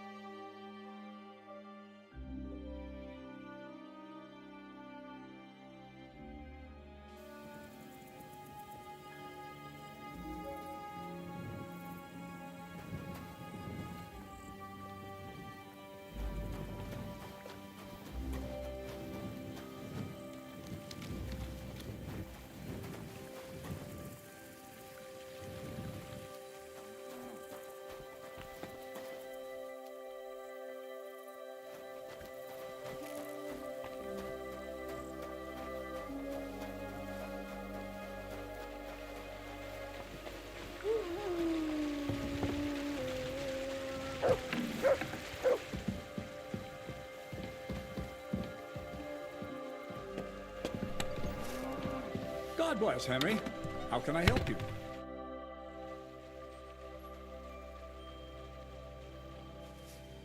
I have that document from the rat house for you. Excellent. I knew I could count on you. Judging by the contents, it seems like you're dabbling in alchemy here at the mill. That's not a bad guess. But don't forget about astrology, theurgy, transmutation, and a smidgen of demonology. Although that's something anyone with a grain of sense should avoid. Now show it to me, so I can finally get the knowledge. Good. Good. This will come in handy. Ah, yes, of course. What now? That much? Gonna need more. A lot more. Did you hear me? What now? Sorry. I got lost in thought. I owe you my thanks as well as reward for getting me the document. And maybe another little job? What do you say? Don't tell me you've forgotten. I need to get to that wedding in Semi. Don't worry. Your path is leading that way. Only it'll be a little longer than expected.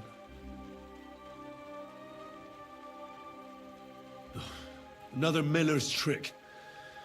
Why doesn't that surprise me? Now, there's no trick. I promised I'd get you into that wedding. You'll just have to put in a bit more effort first.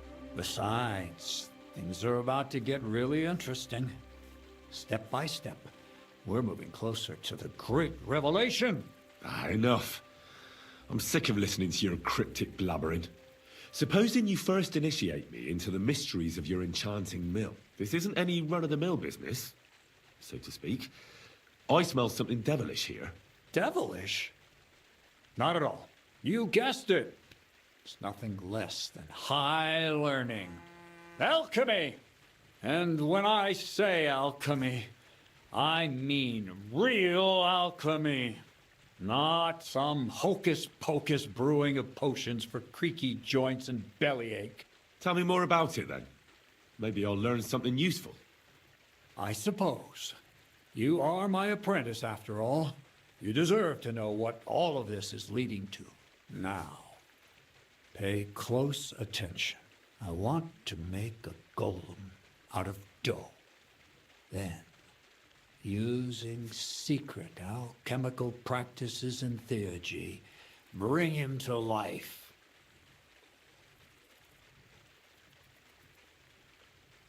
A golem, you say? Isn't that a kind of pie? What are you going to do with a living pie? Henry, a golem is a helper brought to life using divine words. A living statue endowed with massive strength. Can be made of clay, wood, stone, basically anything. I'll make one out of flour. Studying the Jewish Kabbals taught me a practice known as Maseh Bereshit. A mystic can use it to imitate the work of God. Just imagine. You know how helpful a golem would be at the mill? Carrying sacks, pulling wagons, standing guard. He wouldn't be much smarter than Zinnik, but he'd have the strength of 10 men. My word. That sounds incredible. I have to see it. So far, it's just all in my head. But if you're patient and help me, you'll see soon enough. It's in the interest of the advancement and prosperity of mankind. Just look at the Bible. Moses could command the waters and speak to God through the element of fire. Jesus brought the dead back to life. I've no doubt that if our great holy Mother Church had been around at the time, they'd have crucified Jesus the same as the Pharisees. And all the apostles would have been burned at the stake. So a golem, you say, made of flour? For the good of mankind? Exactly! And what about the good of me? You promised me a reward. You already know that you can learn the practical application of certain useful skills from me. But for a few groschen, we could discuss the art on a more, let's say, theoretical level. I'm overwhelmed with gratitude. Supposing you give me a few groschen first, as a reward for bringing you the document, and then I'll decide whether to trade the coin for some learning. Oh, see now, I completely forgot. Here you go. So you don't go around saying that Miller Crazel is a pinch purse. I added in what I owe for those sacks you carried. And if you want some more work, there's plenty.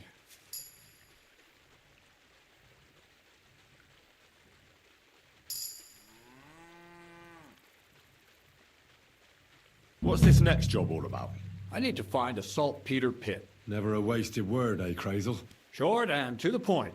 That's my credo. And how long will it take before you tell me what a saltpeter pit is? A saltpeter pit is a pit in which saltpeter is formed. This has something to do with the alchemy of yours, eh? I don't know much about that stuff. Nitra is saltpeter. White crystals similar to salt. And what needs salting here in the mill? Or is it supposed to be some peculiar Crazel wedding gift for a young Semine? Nothing of the sort. The Kabbalistic doctrine speaks of saltpeter as a vessel for the inexhaustible essence of life. Those white crystals are said to contain the very essence of being. That's precisely what we need to give life to our golem. Thanks to the ingredients from Hermes Trismegistos, his feet will never get tired, and his fists will have the power to smash rocks. But saltpeter is the most important thing. Saltpeter will be the golem's heart. So you're serious about this golem? And are you certain it'll work out? Certainly. Otherwise, I wouldn't even try. How much saltpeter will it take to bring to life such a big creature? A lot. That's why I want you to find me a decent saltpeter pit. Do you understand? I was hoping I'd learn something useful from you. But instead, you're making me wander around the countryside looking for some pit. Well, you never know when an experience like that might come in handy. All right, then. I'll look around for that saltpeter pit of yours. I just hope you know where to look, that you can point me in the right direction, and also that you'll get me into that wedding as a reward. Yes, yes, and yes. Bonnie has a lead. She's a damned handy girl to have around. She can do anything you ask of her. But for you, the most important thing is that she knows how to look for niter, or saltpeter if you prefer. So this Bonnie is some kind of witch who's in on this golem stuff. Bonnie is someone I trust without question, and you should too.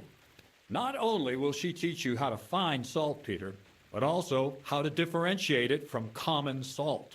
The main difference is it has kind of cooling taste. Hold your horses. You want me to taste that nasty stuff? If you don't taste it, you could confuse it with some nasty rot. You don't want that. Damn right. Don't be such a lily liver, Henry. If Bonnie can taste saltpeter, so can you. She'll tell you the rest herself. You'll find her in the lair. That's a secret storage space I have here just by the pond. Only my best people can get in. How can I get to this lair? There's a bridge over the mill stream towards the southwest. Take the path to the left, just behind it along the pond. From that path, you turn right, uphill, between the rocks, and you'll find yourself right in front of the lair. You can't miss it. Oh, and so I don't forget. You could pick some herbs along the way to see Bonnie. It would make her very happy. She's just been through some tough times. Her dog died, and on top of that, she has to spend time with that blabbermouth, Zinnik. On the other hand, Zinnik might be holding his tongue for a while after his encounter with Atrosco at Stocks. If Bonnie spends time with Zinnik, she may want some spirits rather than herbs. Bonnie? Never. Being a decent Christian, she avoids alcohol like the plague. Run along, so you're back as soon as possible. To the lair. Take care. Good night.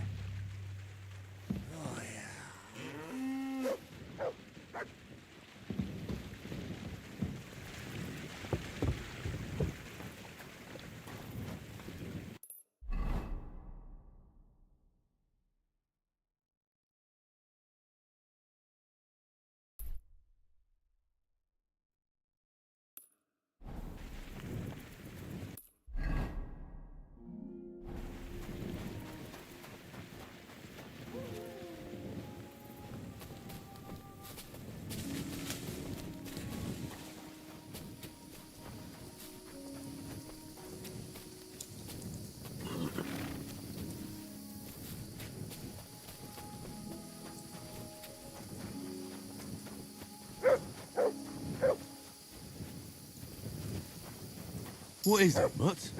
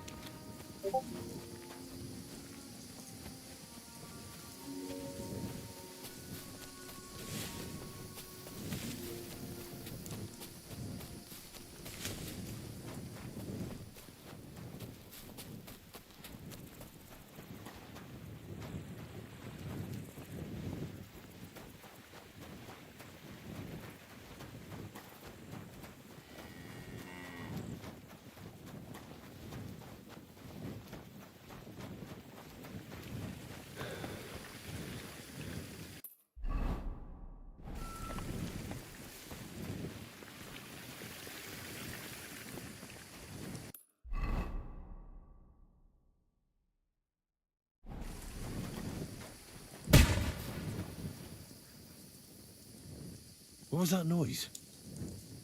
Woodcutters?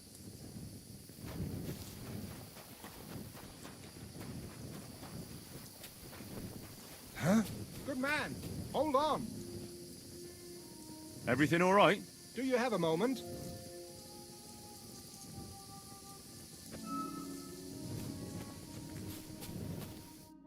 What's going on? Do you have any coin to spare?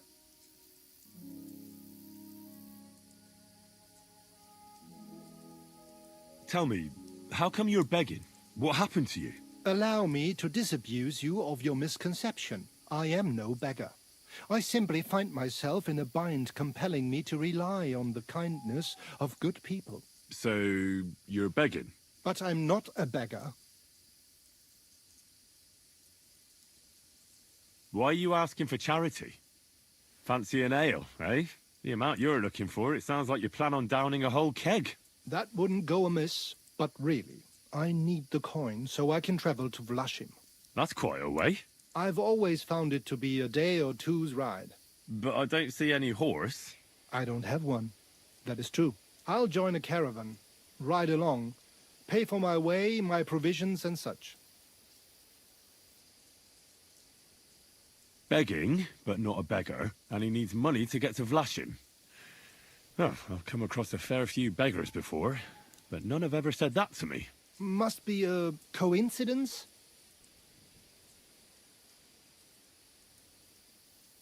In fact, you don't strike me as a commoner at all. Just the way you talk doesn't sit right with me. Allow me to disabuse you of your misconception. That's not something that just anybody would say. Just an odd coincidence. And there's the fact you know how long it takes to get to Vlashim. On horseback, and you've done the journey before. Nah, I'm not buying it. I'm not going to do you any harm. What could I possibly take from you? Eh? Who are you? My name is Odolin von Wottitz. My father is Albert von Wottitz. So you're a nobleman? That I am. What really happened? I escaped from prison. Why were you in prison? I was a hostage. My father fell out with a couple of noblemen from the League of Lords. This rankled them, so they ambushed me one day as I was running errands for my father. Then everything happened so fast. They detained me and sent my father a message. If your son's life matters to you, you won't make any trouble. He had no choice but to do what they said. These are tough times, eh? How did you escape? Well, I gradually figured out who was guarding me and when.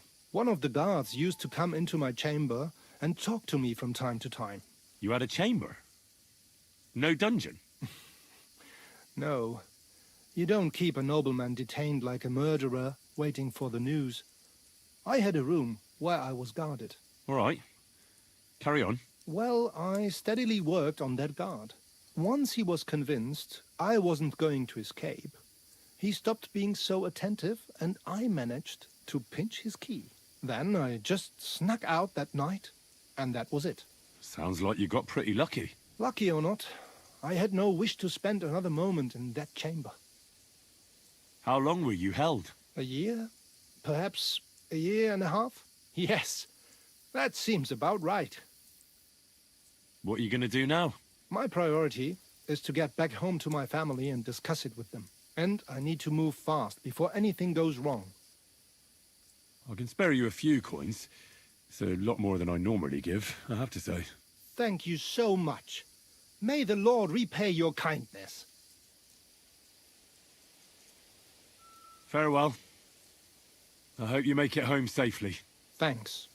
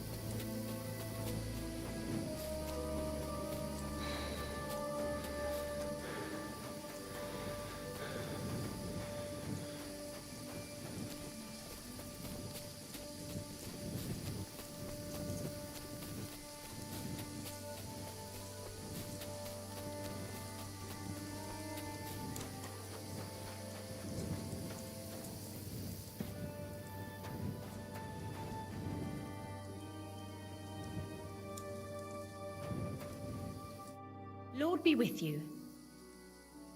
I'm Henry, Miller Crazel's new apprentice. He sent me to search for a niter pit, and said you might be able to help me with that. Of course I will. I'm Bonnie. Nice to meet you. Bonnie? It's not a name I hear often. It's not the name I was baptized with. In our craft, it ain't a good idea to tell people your real name. That's why we use nicknames. What should we call you?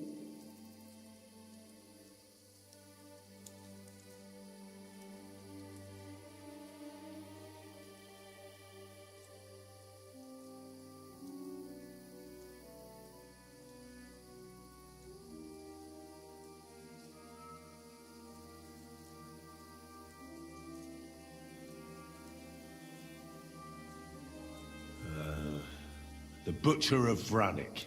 Well, that's not very creative. You know what? I'll come up with a nickname for you myself when I get to know you better. Did you bring me something from the mill? Actually, Crazel said you'd appreciate some herbs. He's right there. Do you have some for me? I'm sorry. I've got nothing for you. I reckon I'll just have to scrape together the ingredients for that magic ritual myself. What kind of magic ritual? The kind where Zenek finally gets some sense into his head and stops making stupid beginner's mistakes. Just so you know, that mess with the author of Hermes Trismegistos would never have happened to me. Not me.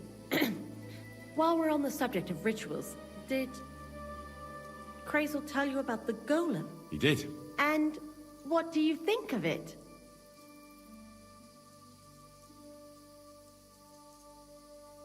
I'm curious to see what a golem made of flour will look like, but I'm mostly curious to see if Crazel will really be able to breathe life into it with the help of saltpeter. I'm more worried that as soon as it comes to life, it'll slay us all with one blow. So, if by some chance it looks like something's going wrong, you won't see my heels for dust. And I suggest you do the same. But that's enough of that. We're not going to stand here talking about flower golems when we've barely just met. I'd like to chat with you too, Henry. Get to know you a bit. But if you're in a hurry to find Crazel's saltpeter, I won't keep you. No. I have plenty of time. But where to start? You know what? I'll start. When they caught Zenek in Troskovitz, I was scared out of my mind that they'd catch me and clap me in the stocks. I had to hide out here for a while, so I haven't had anyone to talk to. Life in the lair isn't all fun and games. Zenek and all the other mill knuckleheads were never worth much as company. So I'm glad the miller's finally found a normal hand for once. You've got a beautiful dog. What's his name? Mutt. What a cute fella. How did you find each other? He belonged to this girl I knew, Teresa. She saved my life in my hometown, Skalitz, when I went to bury my parents. Well, that's what I call an interesting past. I used to have a dog, but I don't anymore. He died. He started getting these lumps all over his body. He stopped eating, just slept all the time. And then, well, what's done is done. And what about you? What kind of family are you from? Also, thieves?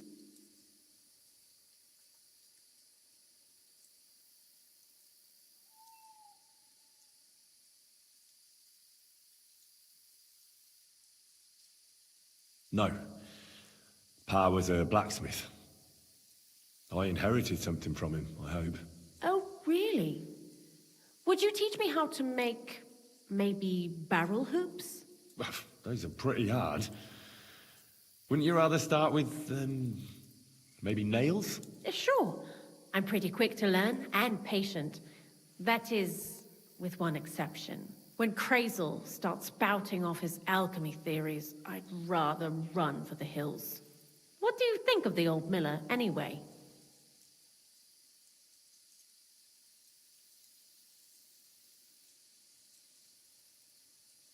He seems awfully mystical. He has lots of experience, like as if he's lived for hundreds of years. It's his beard that does that. Don't let it fool you. Thanks for talking to me. It really is good to have someone to pour my heart out to. But now, about that saltpeter. Before you came, and before Zenek fucked up with the manuscript, we collected saltpeter all over the place, mainly in sties. It has to be scraped from the walls. Horrible work, time-consuming and annoying. I'm not going to lie to you. We also looked in a few chests, just in case. You know. Anyhow, now all the sties in the region are scraped clean and we're sitting pretty on a nice barrel of saltpeter. Barrel is quite a lot. For the whole Trotsky region, aye. Unfortunately, Krazel said we need at least 6 times as much. 6 times? Will one saltpeter pit be enough? I reckon so. There should be as much as Krazel needs for his masterwork. If you're looking for it, you ought to know how saltpeter forms. Do you have any idea? Certainly. Well, you take a chunk of salt and pray to St. Peter to miraculously transform it. You won't find it any joking matter soon enough. Don't forget that saltpeter crystals are formed in places where something is rotting. It can be shit or carcasses. Well, a saltpeter pit is actually nothing more than a mass grave. The best natural saltpeter maker. Krazel said saltpeter is a vessel for life energy. I get it that it's left over from dead bodies, but how do you get it from shit? God's mysterious ways. You know how it is. And he also wanted me to taste it. That's nonsense, though, isn't it? Unfortunately, it isn't. Otherwise, you won't know if it's saltpeter or some other shit. It feels kind of cold on the tongue. Jesus. And you know where to look for such a pit full of carcasses, do you? Not exactly, but I have an idea. Times are evil and there's plenty of corpses. A person who's digging holes and throwing dead bodies into them and doesn't even know he's got a saltpeter mine. The local gravedigger? Exactly. And the one we have here in the region is also the knacker. Well, I haven't met him yet. Where can I find him? The cemetery is beyond Troskovitz, towards the Apollonia rocks. So I'm in for a walk to the cemetery. Seems like it. Too bad you couldn't have walked around the county with us before. It was fun, and pretty useful experience. I learned a lot during that time, and I won't keep it to myself. I'd be happy to teach you something, if you want. I'll keep that in mind. That old gravedigger will be suspicious, so I'd bring him some kind of offering. He's always dragging those carcasses, so I'm sure he'd appreciate a slab of fresh meat from Troskovitz butcher. Good idea. He lives a short way from the cemetery, so at least the meat won't go bad on the way. Lots of luck, the butcher of Vranyik. Why do you work for the miller? Because he pays well, and don't care how much coin I make on the side. You mean by stealing? And he doesn't ask any stupid questions. What did you do before? I got by any way I could. Believe it or not, I started in a convent. You? A nun? Well, why not? I was in the cloisters myself for a while. Oh well, different people have different fates. But we all ended up here anyway, in the armpit of the world. What do you think about Krazel? You're another one of those that don't know if they should love him or hate him, right? Krazel is his own man. Once you learn to get along with him, you can't help but admire him a bit. But sometimes, he's unbearable as soon as he opens his mouth.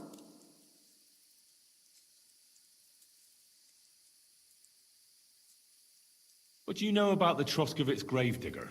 He's a pretty tough old bird. He follows the rule, I'll treat you the way you treat me. And he appreciates when a fella's direct and open. But I probably wouldn't tell him everything about us. So, Bonnie, the most honest girl I know, sent me. I'd like to see some dead animals as models for painting a church fresco. A scene from the apocalypse. That might be a bit much, but you learn fast. How was the saltpeter collection and tasting again? Sounds pretty disgusting. It wasn't so bad. Xena kept whining about it, but being a saltpeter collector, it has its benefits.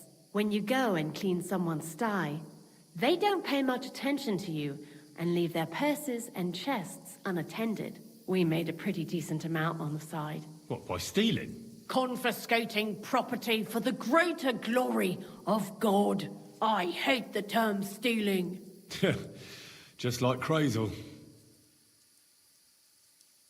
Tell me something more about Zinnek. He's Andy, that's for sure. But also a bit of a fool. To be honest, I don't care for Crazel's horseshit most of the time either. I do this job because it's fun, unlike Zinnek. He does everything for his own good, doesn't give a damn about any greater cause or other people. Actually, he really pisses me off with his attitude. And he entertains himself by coming up with the stupidest nicknames for me. Dunga, for instance. What kind of a bloody awful name is Dunga? Oh, lovely. And what does he call himself? Scruffy. Or Jan, Nicholas, Franz, Peter, Jakub.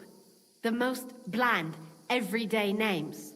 He tries to be careful, but then he opens his big mouth and fucks it all up, just like in Troskowitz. What is this lair place? Crazel built a store so all them honest, curious people in the mill, the likes of Hensel, wouldn't have to worry their little heads about what we're doing here. You mean behind that boarded up door in the cliff? We're definitely not doing anything there right now, because of the mess in there. I told Zinnek to clean it up. I think he wants to see if the place will get so rotten that saltpeter will bloom on the walls. I'd like to learn something. There's no time for that now. Come back later.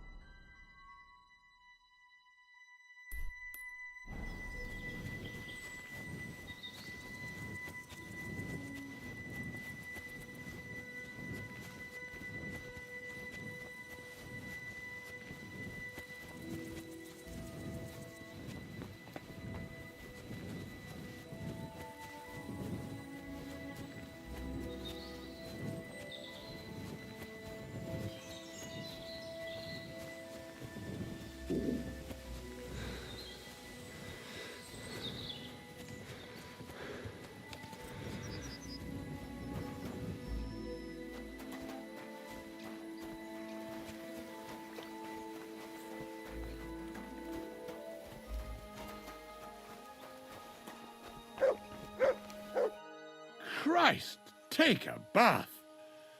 You look terrible. You must be the local gravedigger, right? I'm Henry. Ignatius, master of the sod, at your service. Looking for a final resting place? Or do you need to bury a dead goat? None of that. I have a different, slightly unusual request. Bonnie from Lower Semine sent me. We're looking for a saltpeter pit. From Lower Semine? What pit? A saltpeter pit. I ain't never heard of nothing like that. What's it supposed to be? A pit to hell?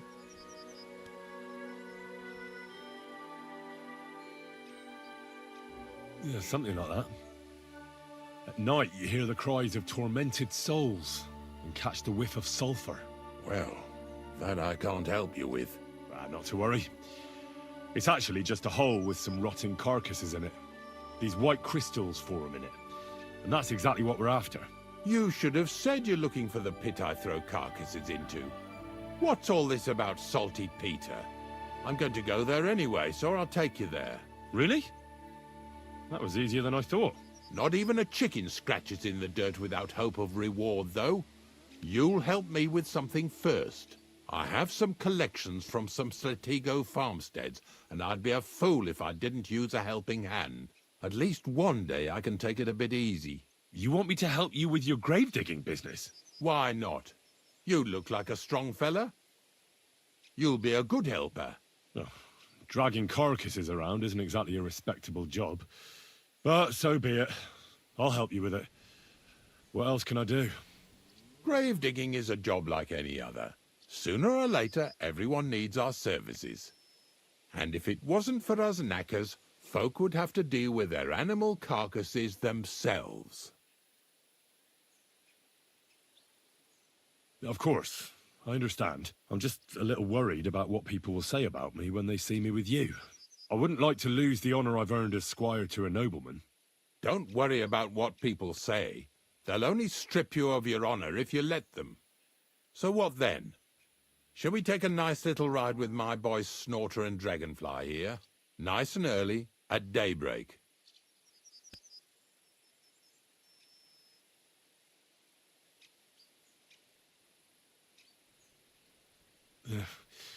Let's get this over with, then.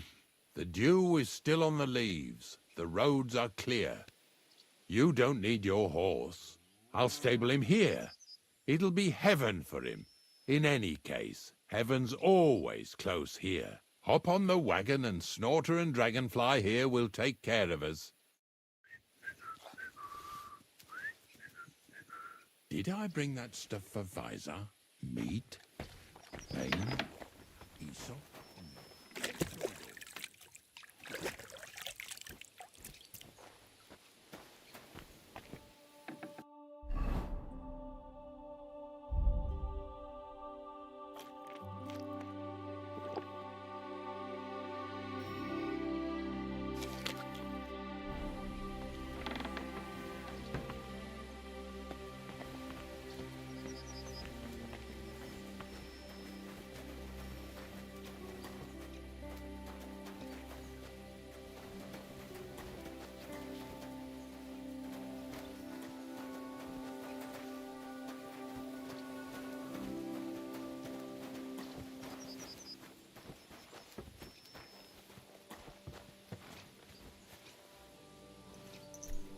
Come on, then.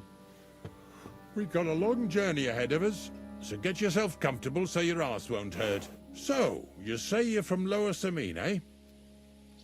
Well, you could say that. I help the miller with whatever I can. I got a place to sleep there. Soon I'll be able to call the miller uncle. I remember Crazel when he was still a wee lad. Even then he was a great big smart-ass. When I buried his parents, he was traipsing somewhere through the world.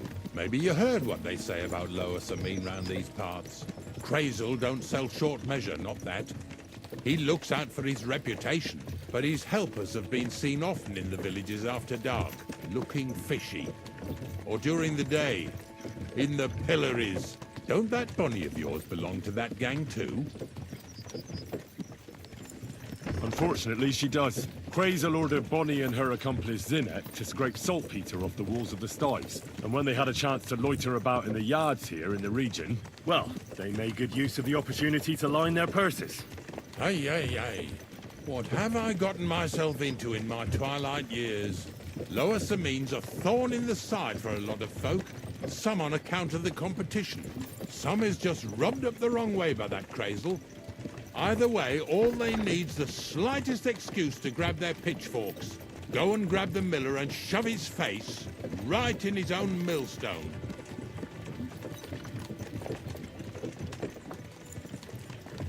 Yeah! Yeah!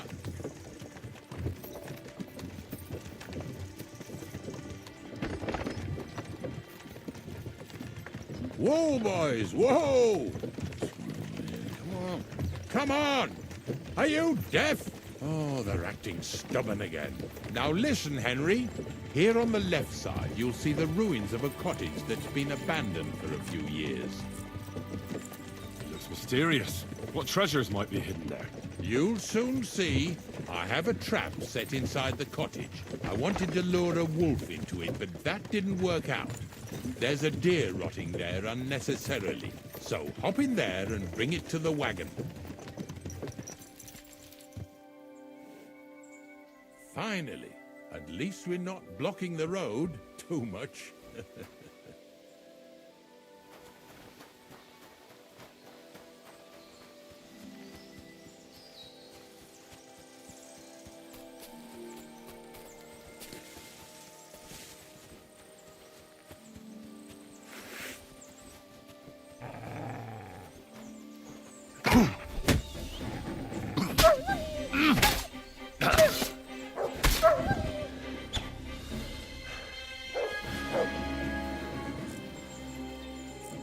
Show me.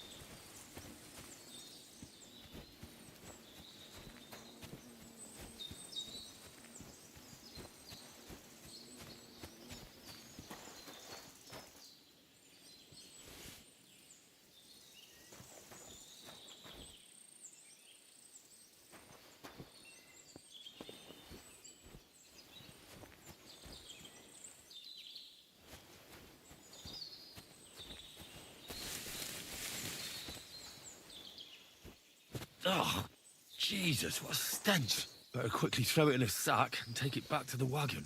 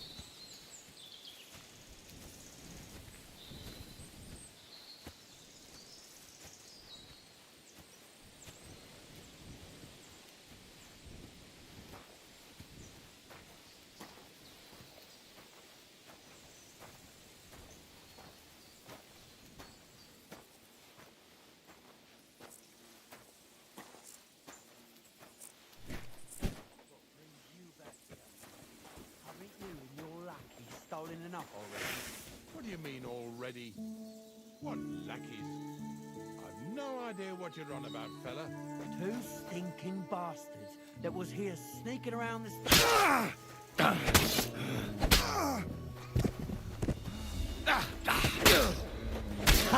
We'll finish this quickly. Fortune is on my side.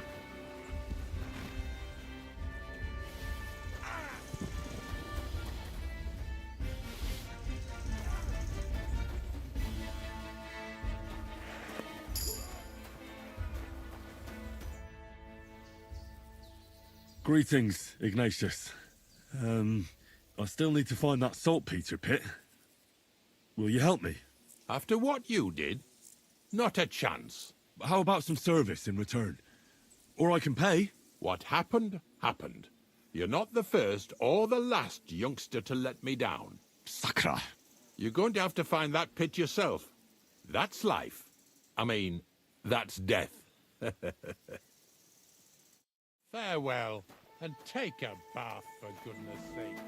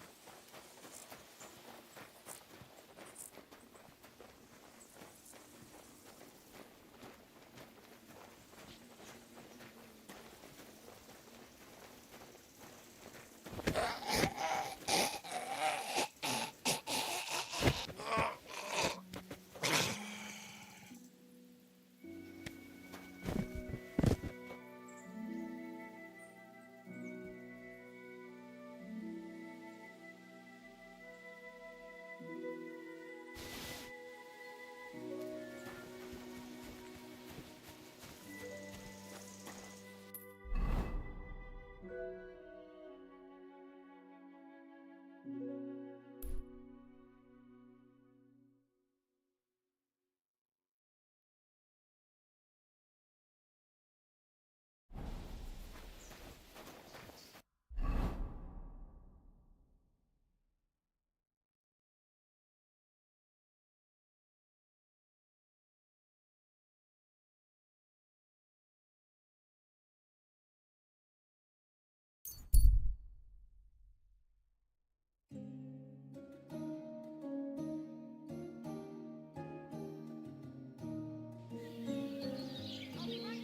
You have a kind master, eh, doggy?